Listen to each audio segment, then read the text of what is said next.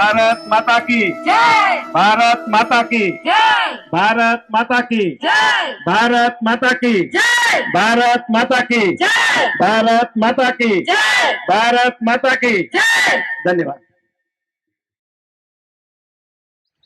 हरिः ओम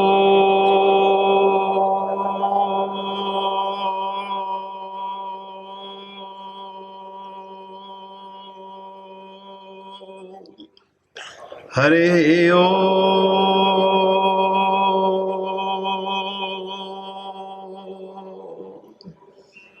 हरिः ओम।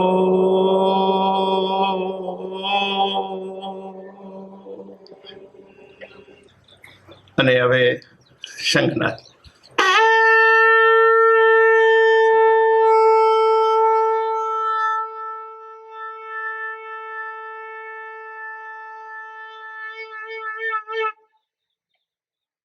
चंदन का लेप जैसा शीतल होता है वैसे ही श्रीमद् भगवद गीता माता है, उसके आश्रम में बैठने के बाद वैसी ही शीतलता का अनुभव होता है।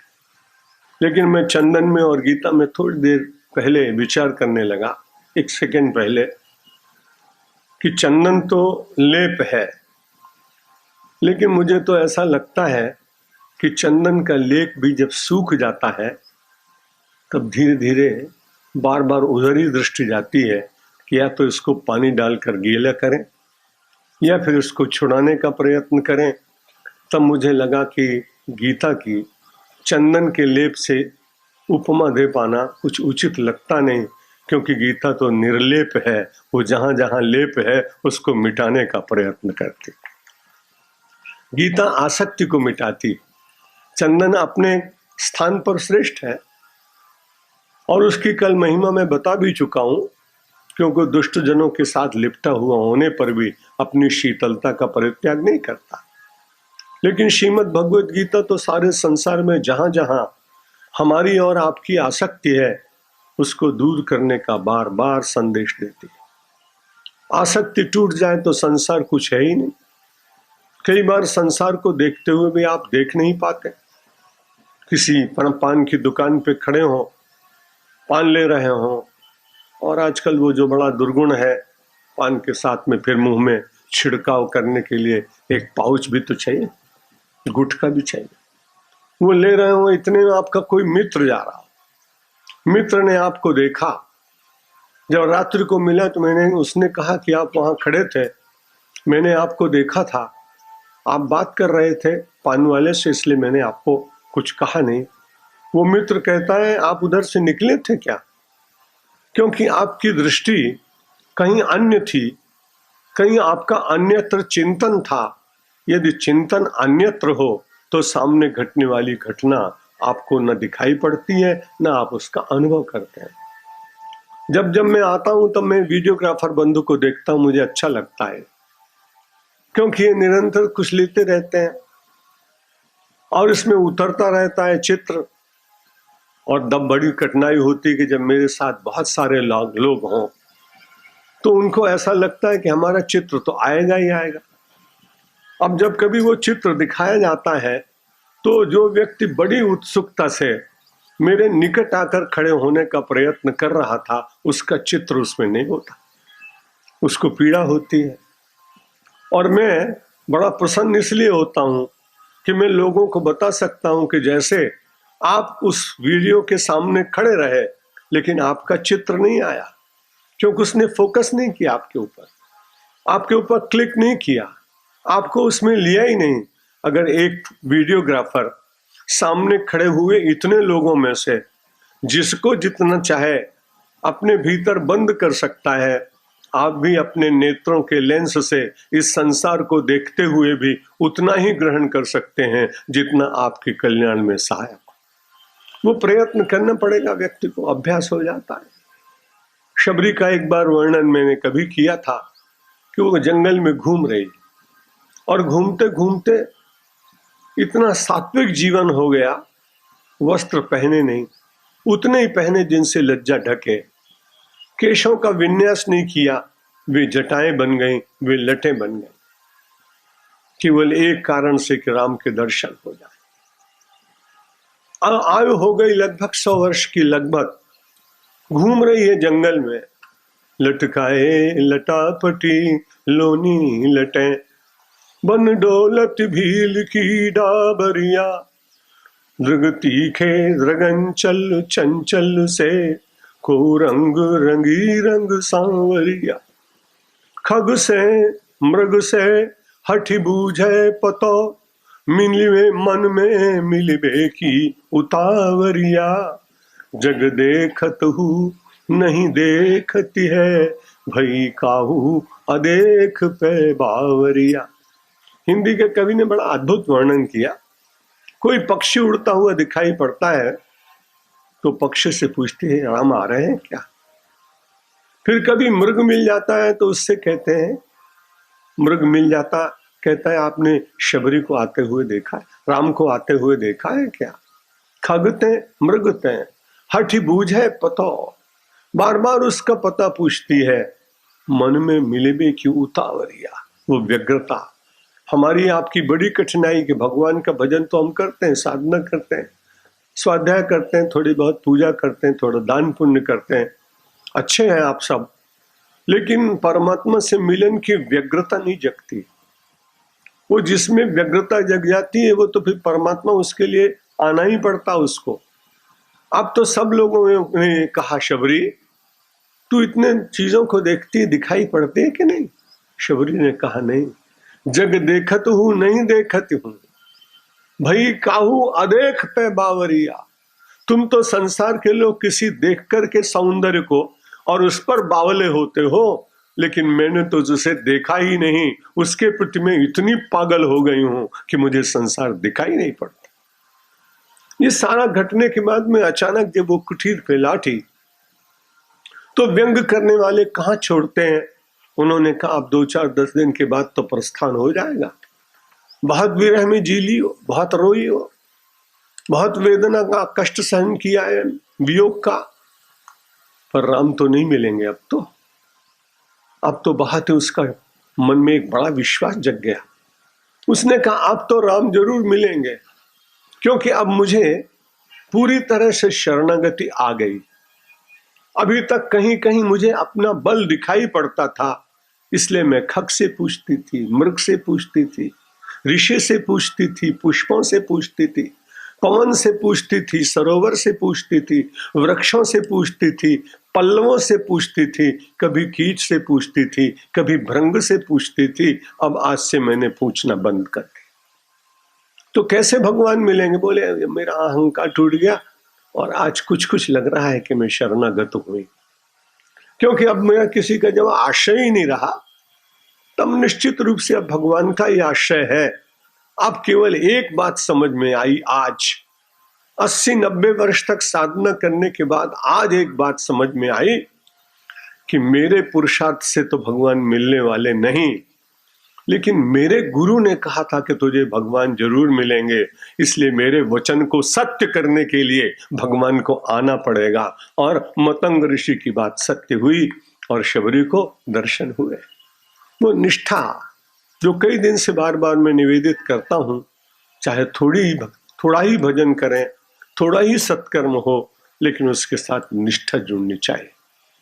आज जिन्होंने 21 लाख की ये गाड़ी बहुत प्रयत्न करके बैंक ऑफ इंडिया से दिलाई, अचानक वो मुझे दिखाई पड़ रहा है, तो उनका नाम तो है केडी पटेल। अब मैं तो जानते हैं शब्दों के साथ खिलवाड़ किया करता हूँ, उनका नाम क्या होगा मुझे मालूम नहीं। जब उन्होंने अपना पूजन कराया उस वाहन का डॉक्टर जीतू भाई ने, तो मैंने कहा मैं तो ऐसा मानता हूँ कि इनका केडी पटेल नाम इसलिए होगा कि के से करुणा और डी से दया, और करुणा और दया जब मिल गए तो उसके बाद ये सेवा का एक उपकरण आ गया। बीच में अचानक ये बात कही, इसलिए कही कि मानव के भीतर परमात्मा का दर्शन करते हुए जब परमेश्वर कभी अवसर प्रदान करें तो अपने सुख की चिंता न करके अन्यों की सुख की चिंता करने वाला परमेश्वर के से अधिक कृपा प्राप्त करता है। जो संसार में आए, श्रीमद् भगवद गीता ने कहा बहुत सारे श्लोक रह जाएंगे, भगवान की जैसी इच्छा। चाहता था तो पिछली बार भी पूरे नहीं कर पाया था और इस बार भी नहीं कर पाया, पर चिंता की बात नहीं, जब मैं वृंदावन पहली बार गया तो कोई बड़े सिद्ध महात्मा थे, बड़ी भीड़ थी, ब्रह्मचारी जीवन था, मेरे भी केश थे, जैसा मेरा नरेश ब्रह्मचारी रहता है ऐसे ही मैं श्वेत वस्त्रों में था। मैंने देखा बहुत भीड़ लगी हुई और लोग दौड़ दौड़ के जा रहे हैं और जाने के बाद में प्रसाद बंट रहा है, लेकिन संख्या बहुत होने के कारण किसी को मुश्किल से चावल के 2 दाने, किसी को मिठाई का छोटा सा एक टुकड़ा, इतना मिल पा रहा था और उसे ले लेकर के बड़े आनंद के साथ लोग आ रहे थे। मेरा उस संत से परिचय नहीं था, पर उनका प्रभाव मानकर मैं भी गया और थोड़ा सा प्रसाद लिया। प्रसाद लेने के बाद निश्चित रूप से उस सिद्ध संत रहे होंगे, क्योंकि एक बड़ी तृप्ति का अनुभव हुआ। अब जब हम श्रीमद् भगवद गीता की बात आपसे कह रहे हैं, तब ये कृष्ण का प्रसाद है, भगवान कृष्ण का प्रसाद। यदि पूरा अध्याय मिल जाता तो बड़ी अच्छी बात, लेकिन यदि उसमें से एक कण भी प्राप्त हो गया तो उसमें तो तृप्ति है, परितृप्ति है, संतुष्टि है, आनंद है, आत्मबोध है, कर्मयोग की सिद्धि है, भक्ति का दर्शन है, मानवता का उद्धार है और विश्व का प्रेम है उस एक कण के भीतर। और इसलिए हमारे यहाँ कण की बड़ी महिमा बताई गई, एक कण की महिमा और एक क्षण की महिमा, ये बड़ी महिमा है। अगर खाने के लिए कण न मिले तो हम सब लोग व्याकुल हो जाएंगे, और जीने के लिए क्षण न मिले तो जीवन व्यर्थ हो जाएगा। जब कण और क्षण मिल जाए तब मेरा आपसे निवेदन है, फिर आप समर्पण में उतरिए। वही समर्पण ही, उसी को शरणागति कहते हैं। आपके बल का अभिमान जब घट जाए, वास्तव में घट जाए, ऐसा होता नहीं है। मेरे साथ भी ऐसी घटना घटी कि जब मैं ब्रह्मचारी जीवन में था तो किसी एक महापुरुष ने कहा कि 3 दिन तक भगवान के लिए रो तो भगवान मिल जाएंगे। मिलन की बड़ी आकांक्षा थी। नैमिषारण्य का बरगदिया नाम का जंगल, और मैं वहां चला गया। उसने कहा 3 दिन तक कुछ खाना पीना नहीं, बिल्कुल रोते रहना। मालूम नहीं था कि सचमुच ये कठिन काम है। मैंने कहा रोने से भगवान मिलेगा तो बड़ा अच्छा है। अब मैंने रोना प्रारंभ किया, 2 3 4 घंटे, 5 कलाक। उसके बाद तो आंसू भी सूख गए और बनावटी रोना भी बंद हो गया। एक दिन पूरा चला गया। अब मैंने सोचा कि भगवान अभी तक तो मिले नहीं, और मैंने ये निश्चय किया था कि कुछ खाऊंगा नहीं, लेकिन फिर भी मन ने कहा कि मान लो मृत्यु निकट आ जाए तो क्या करोगे। एक और तो शरणागति और दूसरी ओर जीवन की सुरक्षा का प्रबंध, ये दोनों विचित्र बातें, लेकिन लाभ तो हुआ। जब 1.5 दिन बीत गए, उसी जंगल में से कोई महापुरुष निकलते हुए दिखाई पड़े। मेरे पास आए, गोमती का जल दिया, डांट के मुझे कहा भगवान तेरे नौकर है। और अब बेवकूफ कहा उन्होंने, था ही मैं उस समय उस स्थिति। कहा भगवान तेरे नौकर हैं जो आएंगे तेरे रोने से। भगवान नहीं आएंगे। जो नियत कर्म है, नियतम कुरु कर्मत्वम कर्म ज्यायो है कर्म। कल गीता में आप सुन चुके कि न करने की अपेक्षा करना श्रेष्ठ है, इसलिए सत्कर्म करता रहे तू। मुझे बड़ा अच्छा लगा कि एक दिव्य सन्यासी साधु प्रकट हुआ और मुझे ज्ञान का उपदेश दे रहा है। उसने मुझसे मांगा कि प्राण की चिंता थी तुझको? मैंने कहा हाँ तो थी। तो बोले एक और प्राण की चिंता और एक और भगवान से मिलन की आकांक्षा, ये दोनों नहीं होते। उसमें इतना समर्पण होता है कि प्राण चले जाएं तो पता ही नहीं लगता। क्या है तेरे पास? मैंने कहा मेरे पास तो गुड़ है और चना है, ला मुझे दे। मैंने उनको दिया और उन्होंने मुझे गरम गरम मावा की मिठाई दी। आश्चर्य है जंगल में कहाँ से मिला। उस पत्ते को दोनों को हाथ में रख कर के मुझे एकदम से मन में आया, हो सकता है भगवान ही साधु के रूप में आए हों। मैं उनके पीछे भागा और मेरे जीवन की सबसे बड़ी हानि उस मिठाई ने कर दी, नहीं तो निश्चित रूप से शायद भगवान मिल जाते। फिर मैंने कहा ये मिठाई तुझे क्यों अच्छी लगी? क्योंकि ब्राह्मण परिवार में पैदा हुआ ना, ब्राह्मणों मधुर प्रिया। अपनी इस दुर्बलता के कारण परमात्मा से बातचीत ज्यादा नहीं हो पाई, लेकिन जो उन्होंने एक संदेश दिया वो मुझे बहुत अच्छा लगा कि नियतम गुरु कर्मत्वम कर्म ज्यायो है कर्मणा, निरंतर सत्कर्म करते रहना। और कल गीता ने कहा था वो लोग जीवित नहीं है, वो लोग जो इंद्रिया रामो अघायु, अपने पापों में ही लिपटे हुए लोग और इंद्रिय के सुख को ही जीवन का सबसे बड़ा सुख मानना, कोई नेत्रों में खो गया, कोई शब्दों में खो गया, कोई जिह्वा में खो गया, कोई स्पर्श में खो गया, कोई व्यसन में खो गया, ऐसे जीवन को खोने वाले लोग, उनको गीता कहती है कि भाई वो तो वास्तव में अघायुर इंद्रिया रामो मोघम पार्थ सजीवती। आज प्रभुदास भाई को कुछ काम है, उन्होंने मुझसे आज्ञा ले ली, जा सकते। अघायुर इंद्रिया रामो मोघम पार्थ सजीवती। भगवान ने कहा उसका जीवन तो बिल्कुल बेकार है। संसार के पदार्थों का निषेध नहीं किया गीता ने, वो प्रसंग अलग है, मैं फिर कभी आपके बीच में आया तो कहूंगा, क्योंकि हमारी संस्कृति अर्थ और काम की निंदा नहीं करती। जो गृहस्थ जीवन में जीने वाले हैं, अपने जीवन के साधारण सुख का उपभोग करते हैं, श्रीमद् भगवत गीता ने कहा कि मर्यादा में जो है वो मेरा स्वरूप ही है। भगवान ने कहा कामोस्मि भरतर्षभ, जो काम का विचार कभी जागता है मर्यादा वाला, तो भगवान कहते हैं धर्म विरुद्धो भूतेषु कामोस्मि भरतर्षभ। धर्म से जो विरुद्ध नहीं है, ऐसी कामना, काम का अर्थ यहाँ केवल वासना नहीं, जो भी आपके मन में कोई कामना उत्पन्न होती है और वो धर्म से अविरुद्ध, धर्म से विरुद्ध ना हो, तो भगवान कहते हैं उसके भीतर मैं बैठा होता हूं। अभी निर्णय करने की शक्ति जल्दी मिलती नहीं कि ये धर्म से विरुद्ध है या धर्म के सम्मत है, तो उसके लिए व्यक्ति को सत्संग करना बार बार करते रहिए, क्योंकि विवेक की प्राप्ति का और कोई सरल साधन नहीं, और कलयुग में तो बहुत कठिनाई। इसलिए गोस्वामी जी ने कहा कि बिनु सत्संग विवेक न होई, और राम कृपा बिनु सुलभ न सोई। सत्संगति, जो सत्संग के द्वारा बहुत लोगों का कल्याण हुआ है। मति की रति गति भूति भलाई, जब जेहि जतन जहां जेहि पाई। तो सो जानब सत्संग प्रभाऊ, किलो कहूं वेद न आन उपाऊ।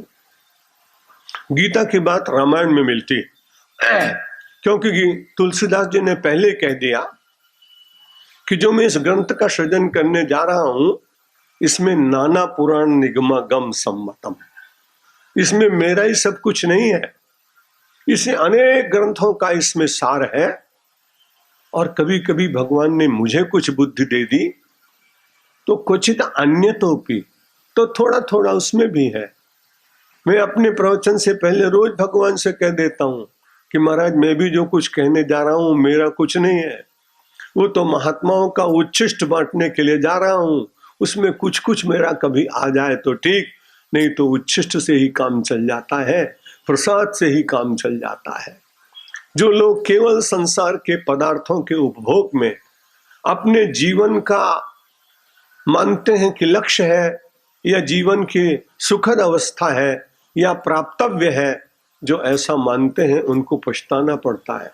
मुझे याद नहीं कि पिछली बार जब मैं आया तो आपको मैंने इस देश के बादशाह की वो गजल सुनाई कि नहीं सुनाई, जिसमें वो बहुत दुखी है।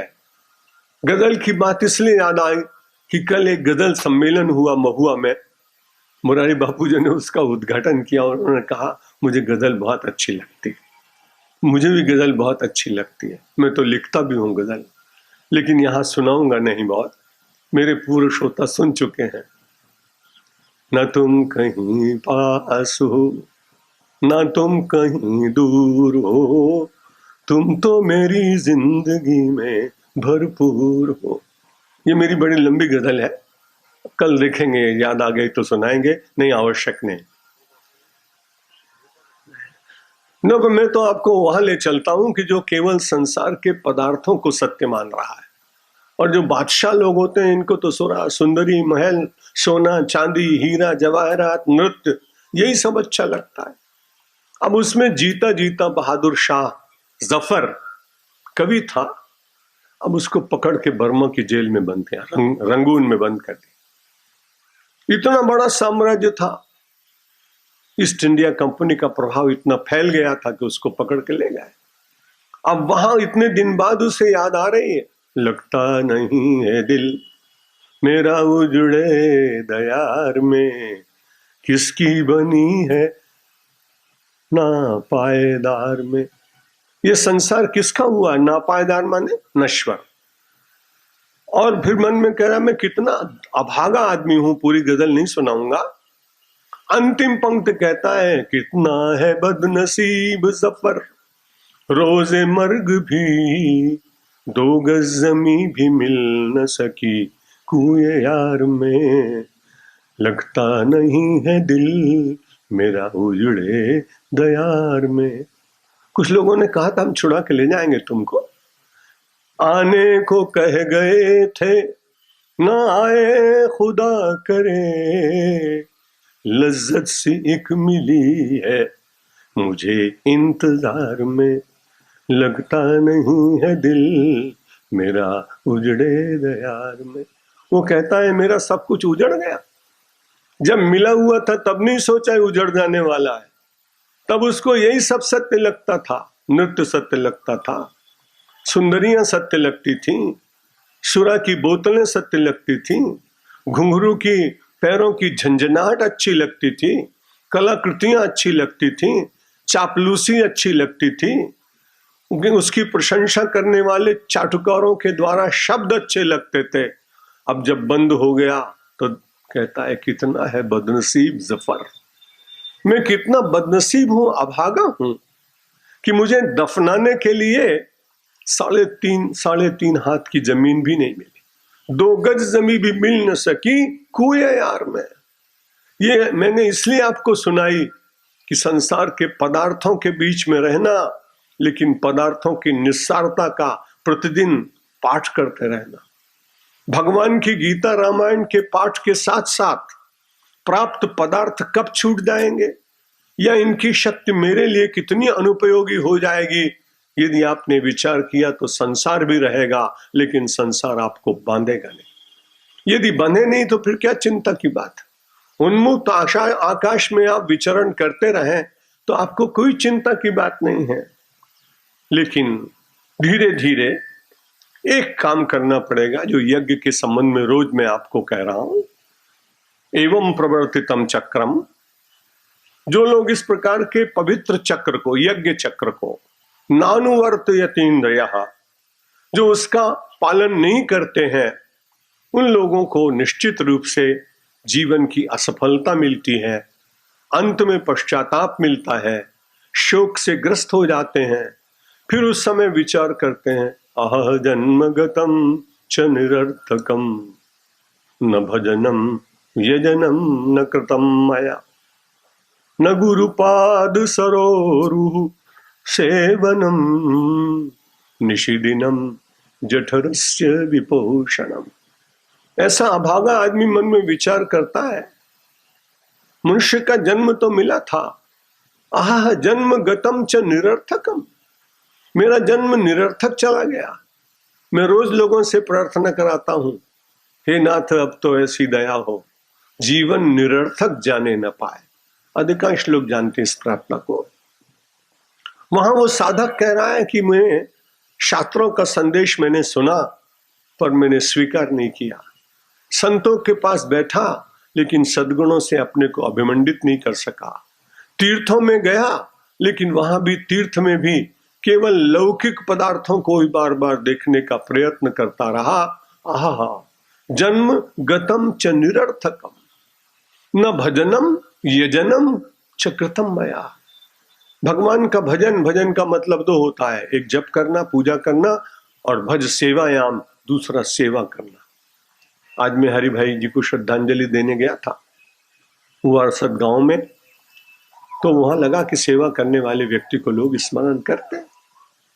भज शब्द का अर्थ होता सेवा, और दूसरा भजन, जो आपके पारंपरिक रूप से जिस संप्रदाय में हो, जो कंठी आपने बंधाई हो, जो माला आप पहनते हो, जो चंदन आप लगाते हो, ये सबके अलग अलग हैं।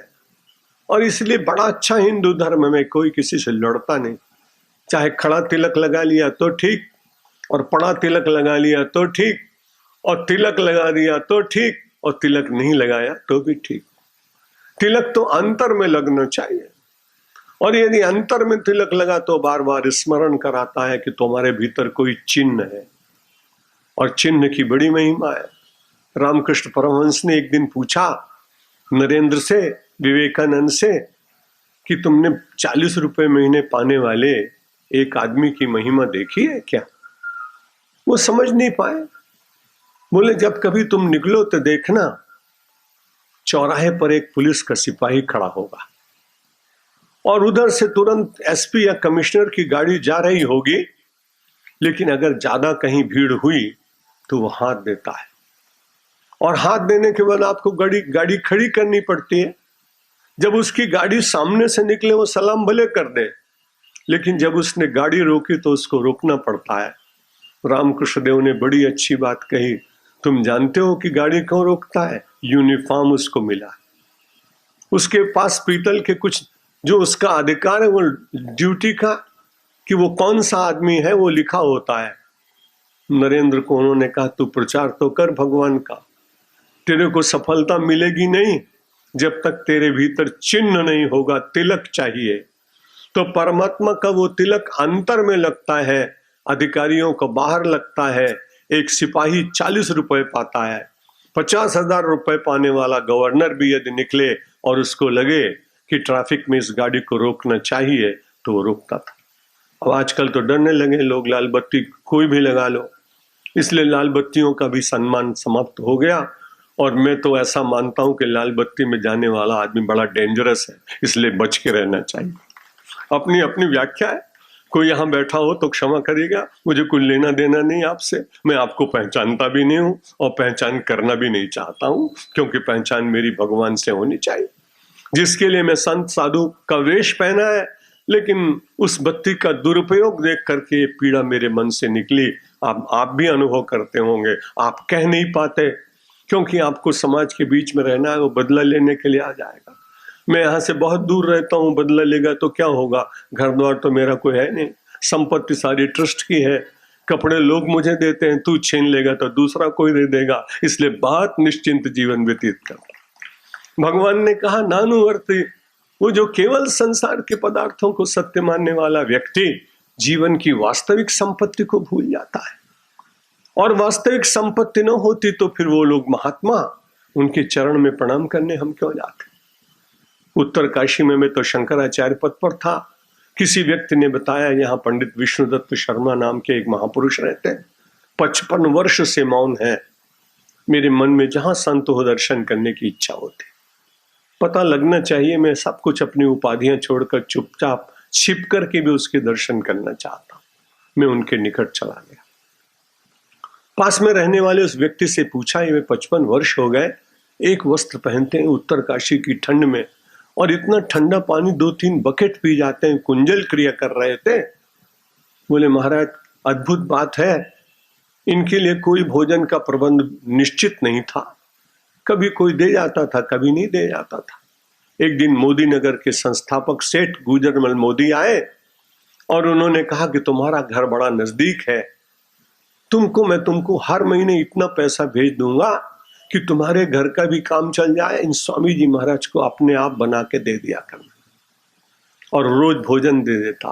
वो किसान इतना कृतज्ञ था, बोले महाराज की जब से सेवा की तो दूसरों के खेत में तो 5 मन आलू निकलते हैं और मेरे खेत में 20 मन आलू निकलते हैं। संत की सेवा तो इतनी फलती है जिसे मैं कलयुग में कह नहीं सकता। मैं स्वामी जी के दर्शन करता रहा, रोज प्राय कोई ना कोई वहां बड़ा व्यक्ति आकर दर्शन करता। रहने रखने कोई वस्तु तो थी नहीं। मैंने उस दिन उनकी कहा कि महाराज मुझे लिख के बताइए। बोले 3 टूक कौपीन की ओ भाजी बिनु लौन, रघुबर जाके उर्ब से तो इंद्र बापुरो कौन।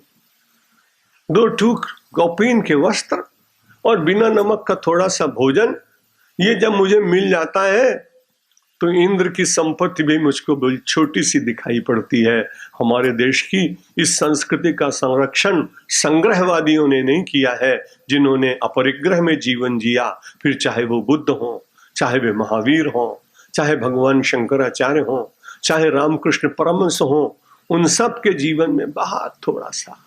इसलिए पदार्थों में रहिए, मना नहीं करता, मना करने से आप मानेंगे भी नहीं, इसलिए बिना मतलब क्यों आपसे कुछ आग्रह किया जाए। इसलिए आप संपत्ति में रहिए, लेकिन संपत्ति कब विपत्ति को दे देगी ये भी विचार करते रहिए। संपत्ति के बीच में रहते हुए पदार्थों के सेवन से कब रोग हो जाएगा ये भी पता नहीं चलता। इसलिए श्रीमद् भगवद गीता ने कहा, कुछ लोगों को कर्म न करने का भी अधिकार में दे रहा। कर्म करने की बात करते करते अचानक भगवान तो भगवान है। अर्जुन को उन्होंने कहा, भाई कुछ लोग ऐसे भी हैं जो कर्म बिल्कुल नहीं करते, उनको क्या होगा तुम सोच रहे होगे। भगवान अपने आप ही अर्जुन के मन को पढ़ लेते हैं कि इसके मन में क्या जिज्ञासा हो रही है, उसको जानने की इच्छा स्वयं प्रकट हो जाती है। भगवान ने कहा, यस्त्वात्मरतिरेव स्यात् आत्मतृप्तश्च मानवः आत्मन्येव च संतुष्टः तस्य कार्यं न विद्यते। बाकी सब लोगों को कर्म करने का संदेश देते देते भगवान श्री कृष्ण ने कहा, कुछ लोग ऐसे हैं कि आत्मरत हो गए, और आत्मरत होते होते आत्मरति बढ़ गई, जिनका केवल अपने भीतर ही रमण होता है।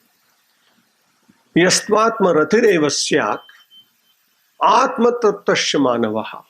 कोई वस्तु मिले न मिले, वो केवल अपनी मस्ती में जो मस्त रहते हैं। स्वामी रामतीर्थ बहुत श्रेष्ठ महापुरुष हुए।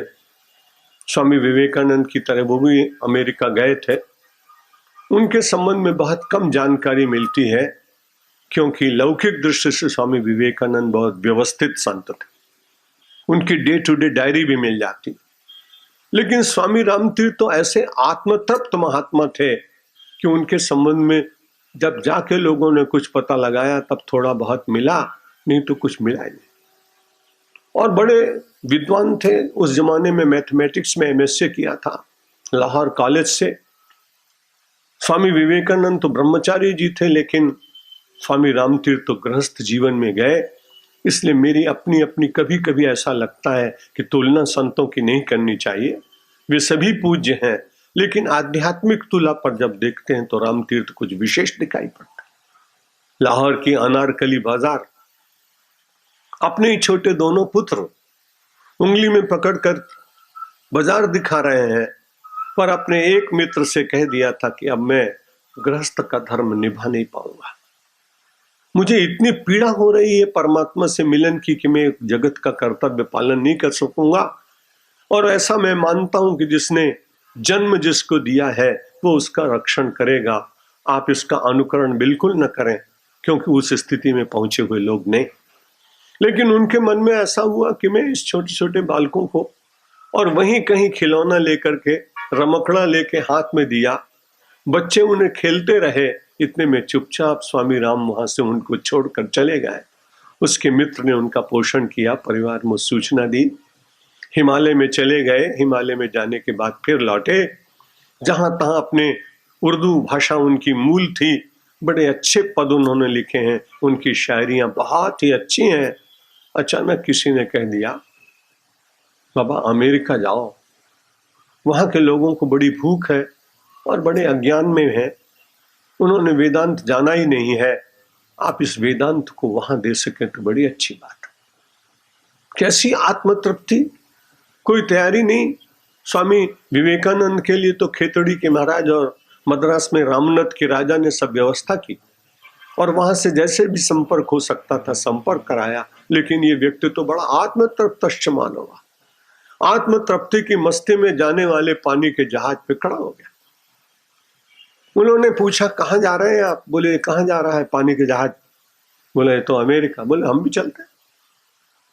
तो उन्होंने कहा, आपके पास कोई कागज नहीं, कोई पत्र नहीं, कोई निमंत्रण नहीं, आप वहां कैसे जाएंगे, क्या होगा? चुप रहे। कोई आपको जानने वाला है? बोला, नहीं, कोई जानता नहीं। कौन से नगर में जाएंगे, निर्णय करेंगे बाद में।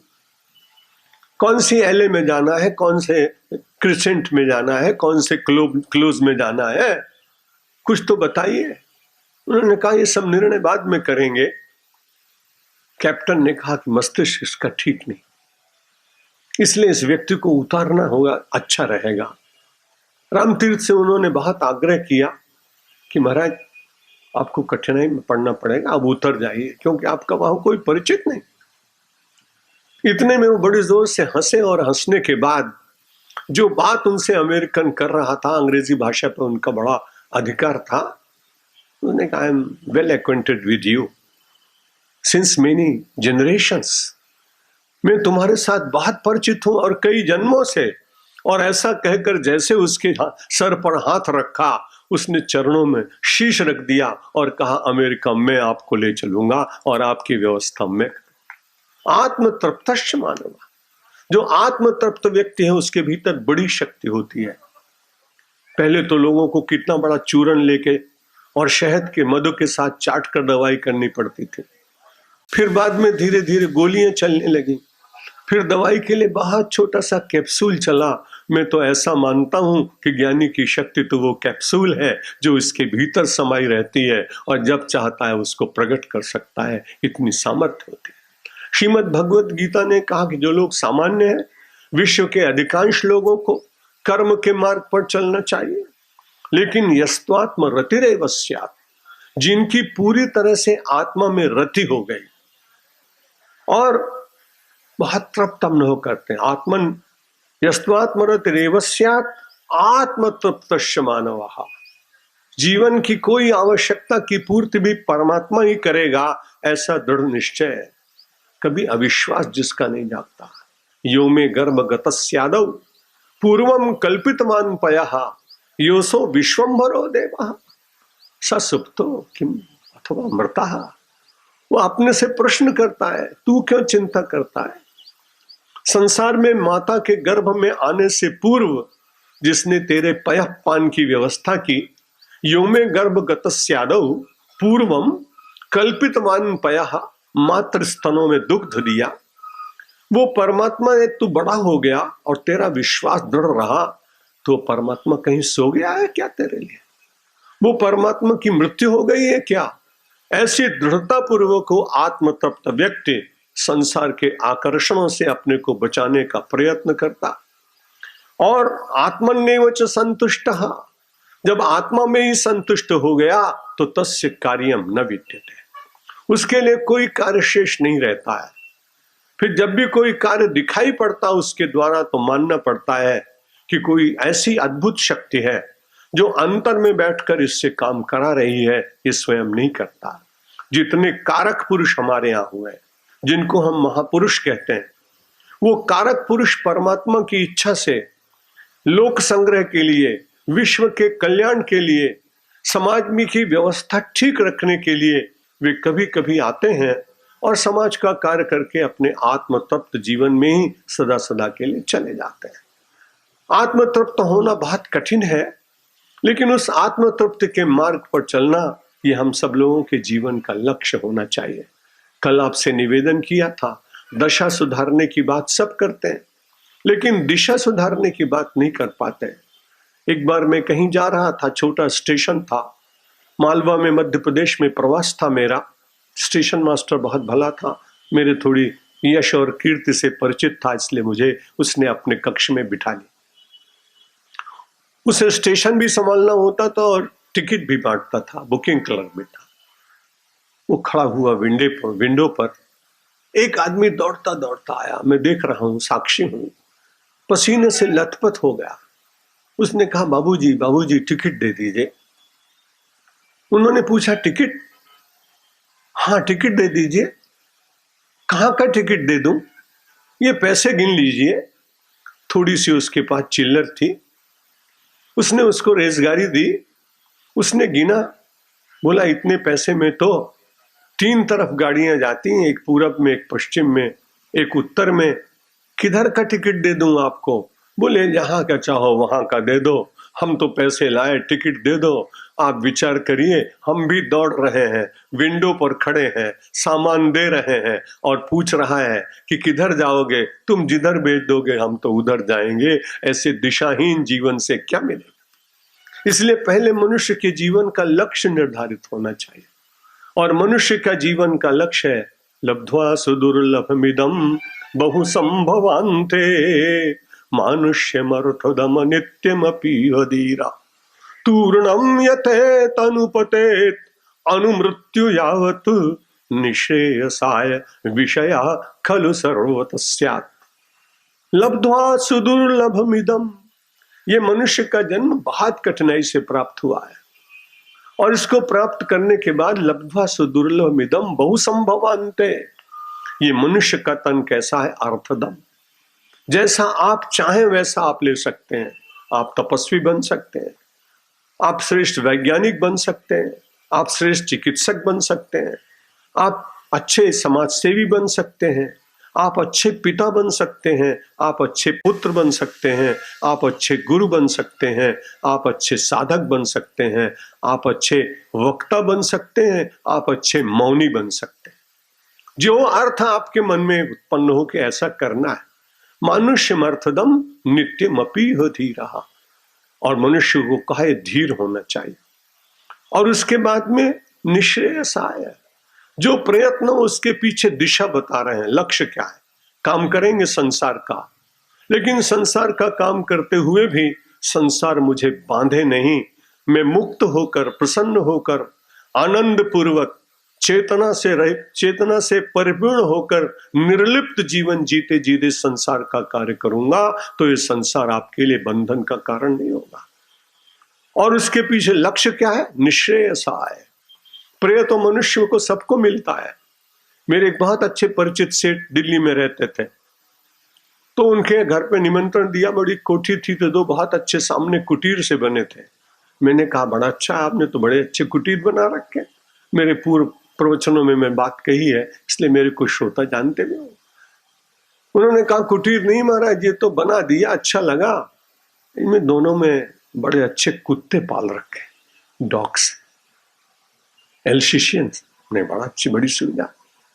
बोले महाराज बड़े अच्छी तरह इनको रखते हैं, इनकी आदतें खराब हो गई। पर क्या हुआ? बोले हम तो वेजिटेरियन है, इसलिए इनको नॉन वेज खिलाने के लिए कार में बिठा के भेजना पड़ता है। जब बाल बढ़ जाते हैं तो खोपड़ी हिलाते रहते हैं, तब इनको ले जाकर के किसी बार्बर के यहाँ जो स्पेशलिस्ट है, फिर वो उनको कांच दिखाता है, उसमें जो इसको अच्छा लगता है सर हिलाता है, और उसी स्टाइल के इसकी केस बाल काटे जाते हैं। बड़ी अच्छी बात। और फिर दिन में 2-3 बार दूध देना पड़ता है। एयर कंडीशनर लगा दिया, गर्मी नहीं सहन कर पाते। बड़े भाग्यशाली कुत्ते हैं भाई। जब मैं घर में गया तो वहां बिहार का कोई छोटा बालक पोछा लगा रहा था। मैंने कहा भैया कैसे रहते हो? बोले क्या महाराज, बहुत काम करते हैं, सेठ जी बड़े निर्दयी हैं, बहुत काम करते कराते हैं और देते लेते बहुत कम है, कोई सुविधा ही नहीं देते। तो मैंने कहा दोस्त ऐसा करो, एक्सचेंज करा देते, जो सुविधा में रह रहा था उसको बाहर कर देते हैं, और जो असुविधा में उसको वहां रखवा देते हैं। वो बात समझा नहीं। मैंने कहा बहुत सुविधा में रहता है वो कुत्ता, तो वहां तुम रह जाओ, और यहाँ उसको बाहर भेज देते हैं। अरे कहें महाराज मनई जी का जन्म बार बार मिले थे का? अपनी भाषा में उसने कहा कि मनुष्य का जन्म बार बार मिलता है का? हम कुत्ता के साथ थोड़ी हम रहे। उसने कहा मैं श्वान के कमरे में नहीं रहूंगा। बिना पढ़ा लिखा आदमी भी जब उसका स्वत्व जागा कि मैं मनुष्य हूं, तब वो कहता है नहीं, निश्रेय का प्रयत्न करूंगा, भगवान से मिलने का प्रयत्न करूंगा, सदाचारी जीवन जीने का प्रयत्न करूंगा। आत्मन्येव च संतुष्टः तस्य कार्यम न विद्यते। राम तीर्थ के पास ले चलता हूं, फिर बीच में मैंने उनको जहाज पर खड़ा हुआ छोड़ दिया, और जब वो उन्होंने उसके कंधे पे हाथ लगाया तो साथ में ले गया। वहां जाने के बाद उसने उनका निवास का प्रबंध किया। विद्वान बहुत थे, वक्तृत्व शक्ति बहुत थी, तर्क शक्ति बहुत थी, इसलिए सारे के सारे प्रबंध उस व्यक्ति ने किए। अब लौटने लगे, बहुत सारे एल्बम तैयार किए गए। मैं तो बहुत छोटा मानता हूं इस दृष्टि से अपने को, बहुत सारे एल्बम तैयार हुए, बहुत सारे मानपत्र मिले, बहुत सारी चीजें मिली, पानी का जहाज था, वजन का कोई प्रश्न नहीं था, एक केबिन मिल गया रहने के लिए क्योंकि सब बड़े प्रभावित थे। शरद पूर्णिमा की रात्रि, बीच में 1-2 महीने का प्रवास था, रात्रि हुई, चंद्रमा को देखा, रामतीर्थ हंसने लगे। मन में पूछा, तू आत्म तृप्त है क्या? अगर आत्म तृप्त है तो फिर कीर्ति तृप्त होने का क्यों प्रयत्न कर रहा है? अपने यश के प्रकाशन करने की इच्छा तेरे मन में क्यों जाग रही है? और ये प्रश्न करने के बाद पूरे के पूरे बक्से और बंडल सब उठा के समुद्र में फेंक दिए। और जब आए तो लोगों ने पूछा, कैसा, आप वैसे ही चले आए? बोले, तुमने कबीर को पढ़ा नहीं? दास कबीर जतन ते ओढ़ी, ज्यों की त्यों धर दीनी चदरिया, राम नाम रस बीनी चदरिया। मृत्यु के बाद चादर निष्कलंक जाए वो कलंक, अच्छी बात है, लेकिन राम तीर्थ जैसा महापुरुष जीवित रहते हुए अपने आत्म तृप्ति की अवस्था का वर्णन कर रहा है। ऐसे 2-4 संतों के दर्शन करने का सौभाग्य परमेश्वर ने मुझे अपने साधना के काल में हिमालय में बहुत घूमा, कई महापुरुषों के साथ देखा भी है और अनुभव किया है। बद्रीनाथ के ऊपर नरनारायण पर्वत में ब्रह्मचारी जीवन में 1 मास में बद्रीनाथ में रहा, रोज संतों की खोज करता, उनके चरण दबाता, उनसे कुछ सुनता। मैंने कहा, हमारा 7-8 दिन मौन रह करके बिल्कुल भगवान के भजन करने की इच्छा है, लेकिन काली कमली क्षेत्र में मुझे भिक्षा करने तो जाना ही पड़ेगा। मुझे पता नहीं था। उस महापुरुष ने कहा कि नहीं जाना पड़ेगा, तुम एक वाटकी में जल ले आओ। मैं पानी ले आया, अलकनंदा से जल भर के ले गया। मुझे मालूम नहीं, आज तक बताया भी नहीं उन्होंने कोई बूटी उसके भीतर निचोड़ी और वो पानी दही की तरह बन गया, बिल्कुल दही जैसा। मैंने उसको खाया। बोले, 7 दिन तक भूख नहीं लगेगी, अब मौन होके भजन करो। मैंने कहा, वाह महाराज, आप इसीलिए लोगों के बीच में नहीं आते, हमको तो बताओ बूटी। उन्होंने बताई नहीं, लेकिन मुझे श्रद्धा जगी कि ऐसे ऐसे महापुरुष अभी भी कलिकाल में हैं जो नित्य आत्म तृप्त होने के कारण अपने भोजन की भी व्यवस्था प्रकृति से ही कराते। प्रकृति माता उनका संरक्षण करने के लिए आती। विश्वास होना चाहिए। भगवान ने कहा, अर्जुन, जो आत्म तृप्त लोग हैं, यस्त्वात्म रतिरेव स्यात् आत्म तृप्तस्य मानवः आत्मन्येव च संतुष्टः तस्य कार्यं न विद्यते। उसका बाहरी जगत में कोई कार्य नहीं होता।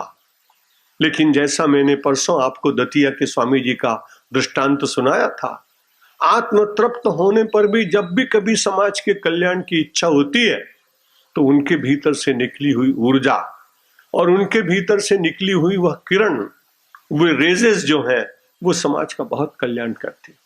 उन्होंने लिख के दिया था कि चाइना का युद्ध इतने बजकर इतने मिनट पर रुकेगा ही, और इसकी पूर्व सूचना प्रधानमंत्री को दे दी थी। और लोग इसका परीक्षण करने के लिए वहां बैठे भी थे यज्ञ में। जैसे यज्ञ की पूर्णाहुति हुई और वहां युद्ध विराम हुआ, इसलिए ऐसा लगता है कि आत्म तृप्त व्यक्ति जितना कार्य कर सकता है उतना संभवतः निरंतर कर्म में लगे हुए लोग नहीं कर सकते, लेकिन वे आदर्श नहीं हो सकते। आत्म तृप्त तो बहुत कम होते हैं। मनुष्याणाम सहस्रेषु कश्चित यतति सिद्ध है यततामपि सिद्धानाम कश्चिन माम वेत्ति तत्वतः। भगवान ने कहा, करोड़ों लोगों के बीच में कभी कोई एक व्यक्ति ऐसा होता है जो मुझे पाने की इच्छा करता है। नारद जी को एक बड़ा मन में था कि पता लगाएं कि भाई भगवान को दिला दें, आत्म तृप्त कर दें, इन लोगों को ले चलें तो अच्छी बात। एक गांव में पहुंचे, सबसे पूछा, चलो भगवान के यहाँ कौन चलना चाहता है? सबने सोचा बड़ा अच्छा है, बिना पासपोर्ट के जाना है। नारद जी सबको कहते जाएंगे, जाने दो, इनका बड़ा प्रभाव है। सब लोग 10, 20, 50 लोग चले। हाँ महाराज, चलेंगे भगवान के यहाँ। अब जब जाने लगे तो भगवान की लीला देखिए। जैसे ही चले तो रास्ते में देखा लोगों ने कि बहुत सुंदर सुंदर वस्त्रों का ढेर लगा हुआ है। नारद जी से कहा, महाराज आप तो 2 दुपट्टे में काम चला लेते हो, कौपीन वस्त्र है, चादर है, इतने अच्छे वस्त्र हैं, इनमें से थोड़े वस्त्र लेके घर के रखे आए, अभी आते हैं। थोड़ा और चले तो उसके बाद में बहुत अच्छे सुंदर पात्र दिखाई पड़े जो उन्होंने कभी देखे ही नहीं थे। नारद जी से कहा, महाराज आपका तो काम कमंडल से चली जाता है, ये सुंदर सुंदर जितने पात्र हैं हम लोग लेके जाते हैं। आगे चले तो उसके बाद उन्होंने देखा कि ताम्र पात्र के बड़े अच्छे कलाकृति चीजें थी, उनको भी लोग ले गए। आगे चले तो चांदी का ढेर दिखाई पड़ा। लोगों ने कहा चले सिल्लियां उठाई। अब बार बार देख रहे नारद जी की संख्या तो कम होती जा रही।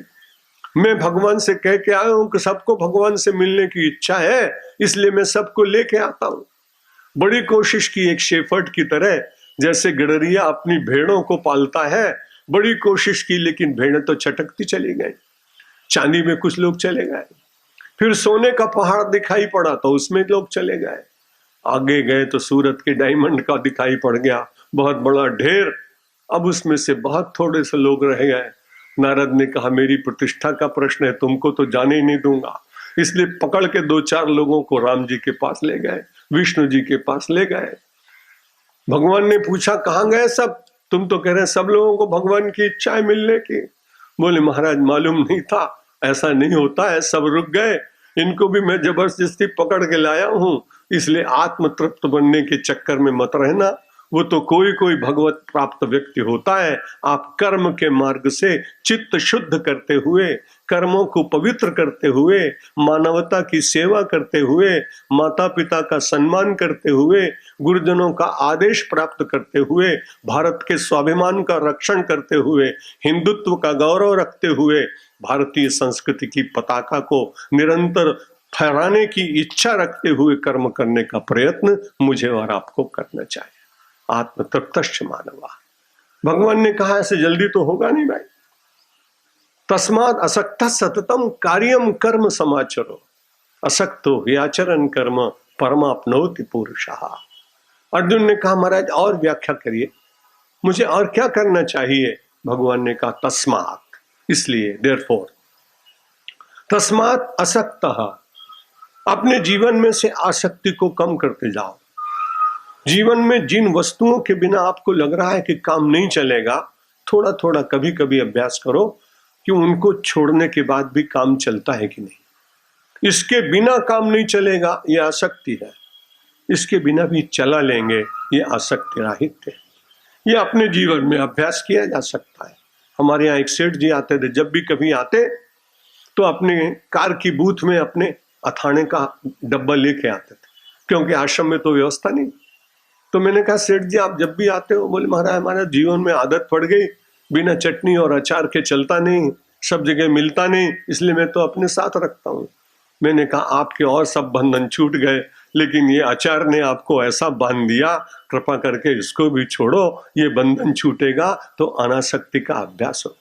हर एक व्यक्ति को अपना सेल्फ इंट्रोस्पेक्शन करना चाहिए, आत्मनिरीक्षण करना चाहिए कि मैं कहीं भीतर से बंधा तो नहीं हूं, और जहां बंधा हूं वहां भगवान से कहो महाराज ये बंधन खोलने का काम तो आपका है। बंधन मेरे अपने आप थोड़ी खुलते हैं। जा पर कृपा राम की होई, ता पर कृपा करें सब कोई, यह गुण साधन ते नहीं होई, तुम्हारी कृपा पाओ कोई कोई। गोस्वामी जी महाराज कहते हैं उसकी कृपा का अवलंबन लो, लेकिन कर्म करो। तस्मात् असक्त सततम कार्यम कर्म, कौन से काम करें? कार्यम, जो करने योग्य है। बहुत सारे ऐसे होते हैं जिनको करना नहीं चाहिए पर करते हैं लोग, इसलिए बड़ा स्पष्टीकरण दिया कि कौन सा कर्म करना चाहिए जो शास्त्र सम्मत हो, जो श्रेष्ठ जन सम्मत हो, जो आपकी कुल परंपरा से सम्मत हो, जो आपकी अंतरात्मा से सम्मत हो। जब कोई आदमी बुराई करता है या बुरे काम में प्रवृत्त होता है, सबका अनुभव है, पहली बार तुरंत बुद्धि उसको मना करती नहीं, ऐसा करना ठीक नहीं। लेकिन बड़ी कठिनाई है कि बुद्धि की अपेक्षा हम मन की बात ज्यादा मानते हैं, और जब मन हम सब लोगों को कुछ कहता है तो बुद्धि दुर्बल हो जाती है। प्रयत्न करिए कृपा करके कि मन को दुर्बल बनाइए और बुद्धि को बलवान बनाइए। और बुद्धि के बलवान करने के लिए गायत्री मंत्र बहुत श्रेष्ठ मंत्र है, जो आप जो भी जपते हो वो भी बहुत अच्छा है। बुद्धि परमात्मा से देता है। वस्तुएं सुपरमार्केट में मिलेंगी, बिग बाजार में मिलेंगी, इस्कॉन मॉल में मिल जाएंगे, लेकिन ये सारे मिलकर भी आपको बुद्धि नहीं दे सकते। ये माल दे सकते हैं, वस्तु दे सकते हैं। तब परमात्मा से श्री कृष्ण से अर्जुन ने पूछा कि महाराज जगत से हटाकर आप मुझे अन्यत्र ले जाना चाहते हैं, जगदातीत करना चाहते हैं, तो आप मुझे देंगे क्या? बार्टर एक्सचेंज बहुत है उसमें, लेन देन की भावना अर्जुन में बहुत है, हमारा रिप्रेजेंटेटिव है ना। इसलिए जब अर्जुन ने पूछा कि महाराज आप क्या देंगे, तो भगवान ने कहा तेषाम अहम समुद्धरता मृत्यु संसार सागरात ददामि बुद्धि योगम तम येन मामुपयन्ति ते। मैं उनके ऊपर कृपा करूंगा। तेषामेवा अनुकंपार्थ, और फिर उनके भीतर ज्ञान दीपेन भास्वता, उनके भीतर में ज्ञान का दीपक जला दूंगा। और तू पूछ रहा है मैं क्या दूंगा? जो दुनिया में कोई नहीं दे सकता वो मैं दूंगा। क्या दूंगा? ददामि बुद्धि योगम, मैं तुमको बुद्धि दूंगा, विजडम, विचार करने की शक्ति, इंटेलेक्ट। ये संसार में कोई नहीं दे सकता, लेकिन परमात्मा डंके की चोट कहते हैं कि एक बार आप आओ तो मेरी शरण में, और यदि आए तो तुम्हारे पास हम बुद्धि तुम्हें देंगे। और कहा इसलिए एक काम केवल करो, तुम तो तस्मात् सततम, बार बार जो कर्म करो उसमें भगवान को जोड़ते जाओ। पहले अभ्यास करो। मुझसे किसी ने पूछा कैसे करें? पहले 3 घंटे में एक बार 1 मिनट सोचो कि मैं भगवान का हूं, भगवान मुझसे काम करा रहा है। फिर उसके बाद में 1 घंटे के बाद विचार करो, 1 मिनट के लिए मैं परमात्मा के हाथ का टूल हूं, I am the instrument of God's hand. इतना केवल विचार ही तो करना है।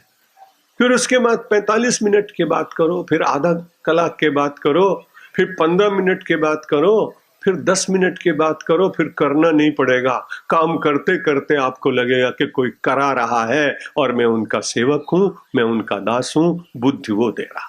तस्मात् असक्तः सततम कार्यम कर्म समाचरो असक्तो ह्याचरण कर्ण परमाप्नोति पुरुषः। पुरुष को परम की प्राप्ति हो जाएगी। धर्म की प्राप्ति पहले हुई, जब आपने सदाचार का पालन किया तो ये धर्म की प्राप्ति हुई, और धर्म का आचरण करते करते बिना मांगे आपको परम की प्राप्ति हो गई। परमात्मा अनंत है, और उस अनंत परमात्मा के ग्रंथ श्रीमद् भगवत गीता को कोई अंत वाला व्यक्ति सुनाना चाहे तो हो नहीं सकता। अनंत की कथा तो जब तक अनंत आप न हो जाए तब तक पूरी कर ही नहीं सकते।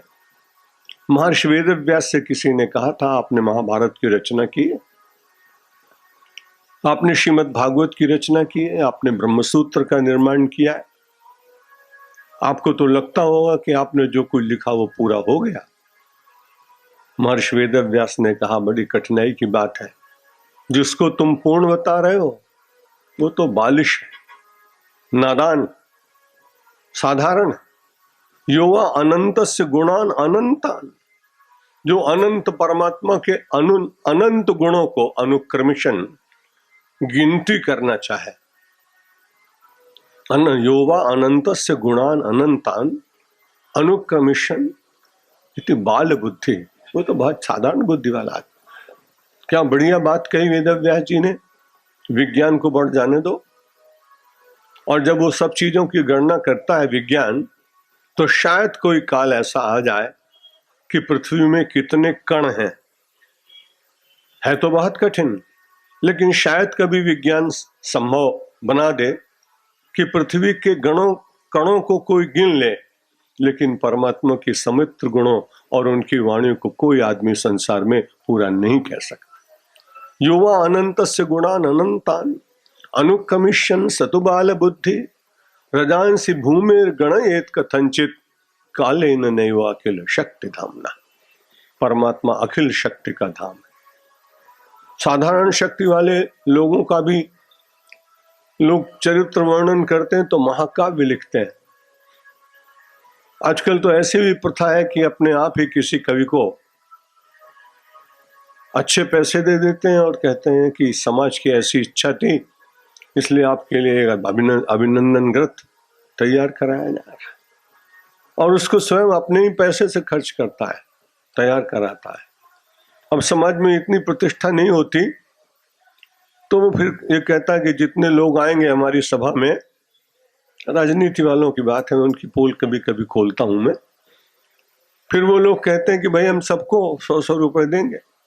रैली में ले चलते हैं तो 10 लाख खर्च होता है, और अभिनंदन अपना कराना होता है तो भी उस व्यक्ति को पैसा देना पड़ता है।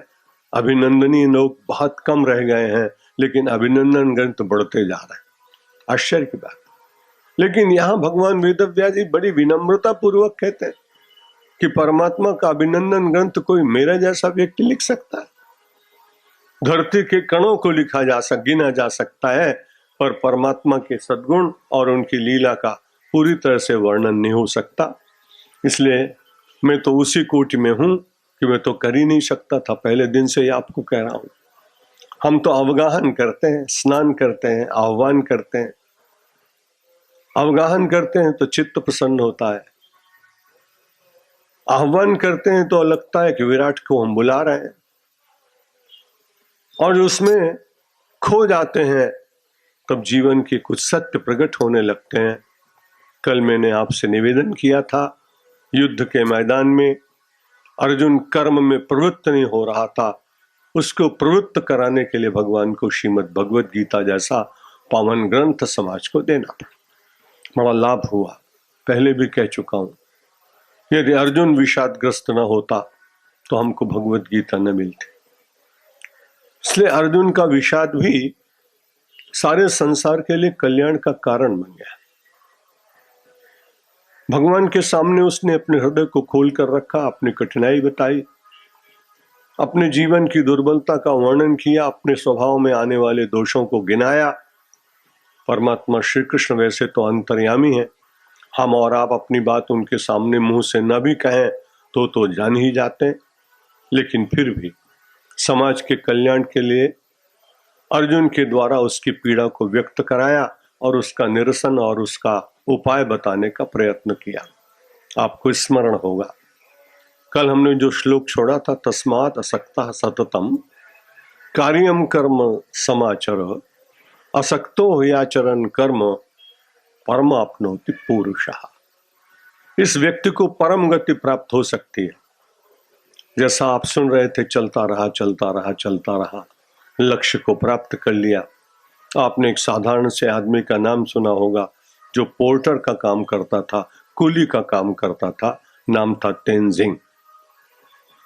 और जब वो लोगों को एवरेस्ट की चढ़ाई पर ले जाता था तो उन लोगों का सामान देखता कि इनके पास क्या है, ये कैसे कील गाड़ते हैं, कैसे रस्सी बांधते हैं, कैसे ऊपर चढ़ते हैं, कैसे श्वास पर आने वाले किसी आक्रमण से अपने को बचाने का प्रयत्न करते हैं।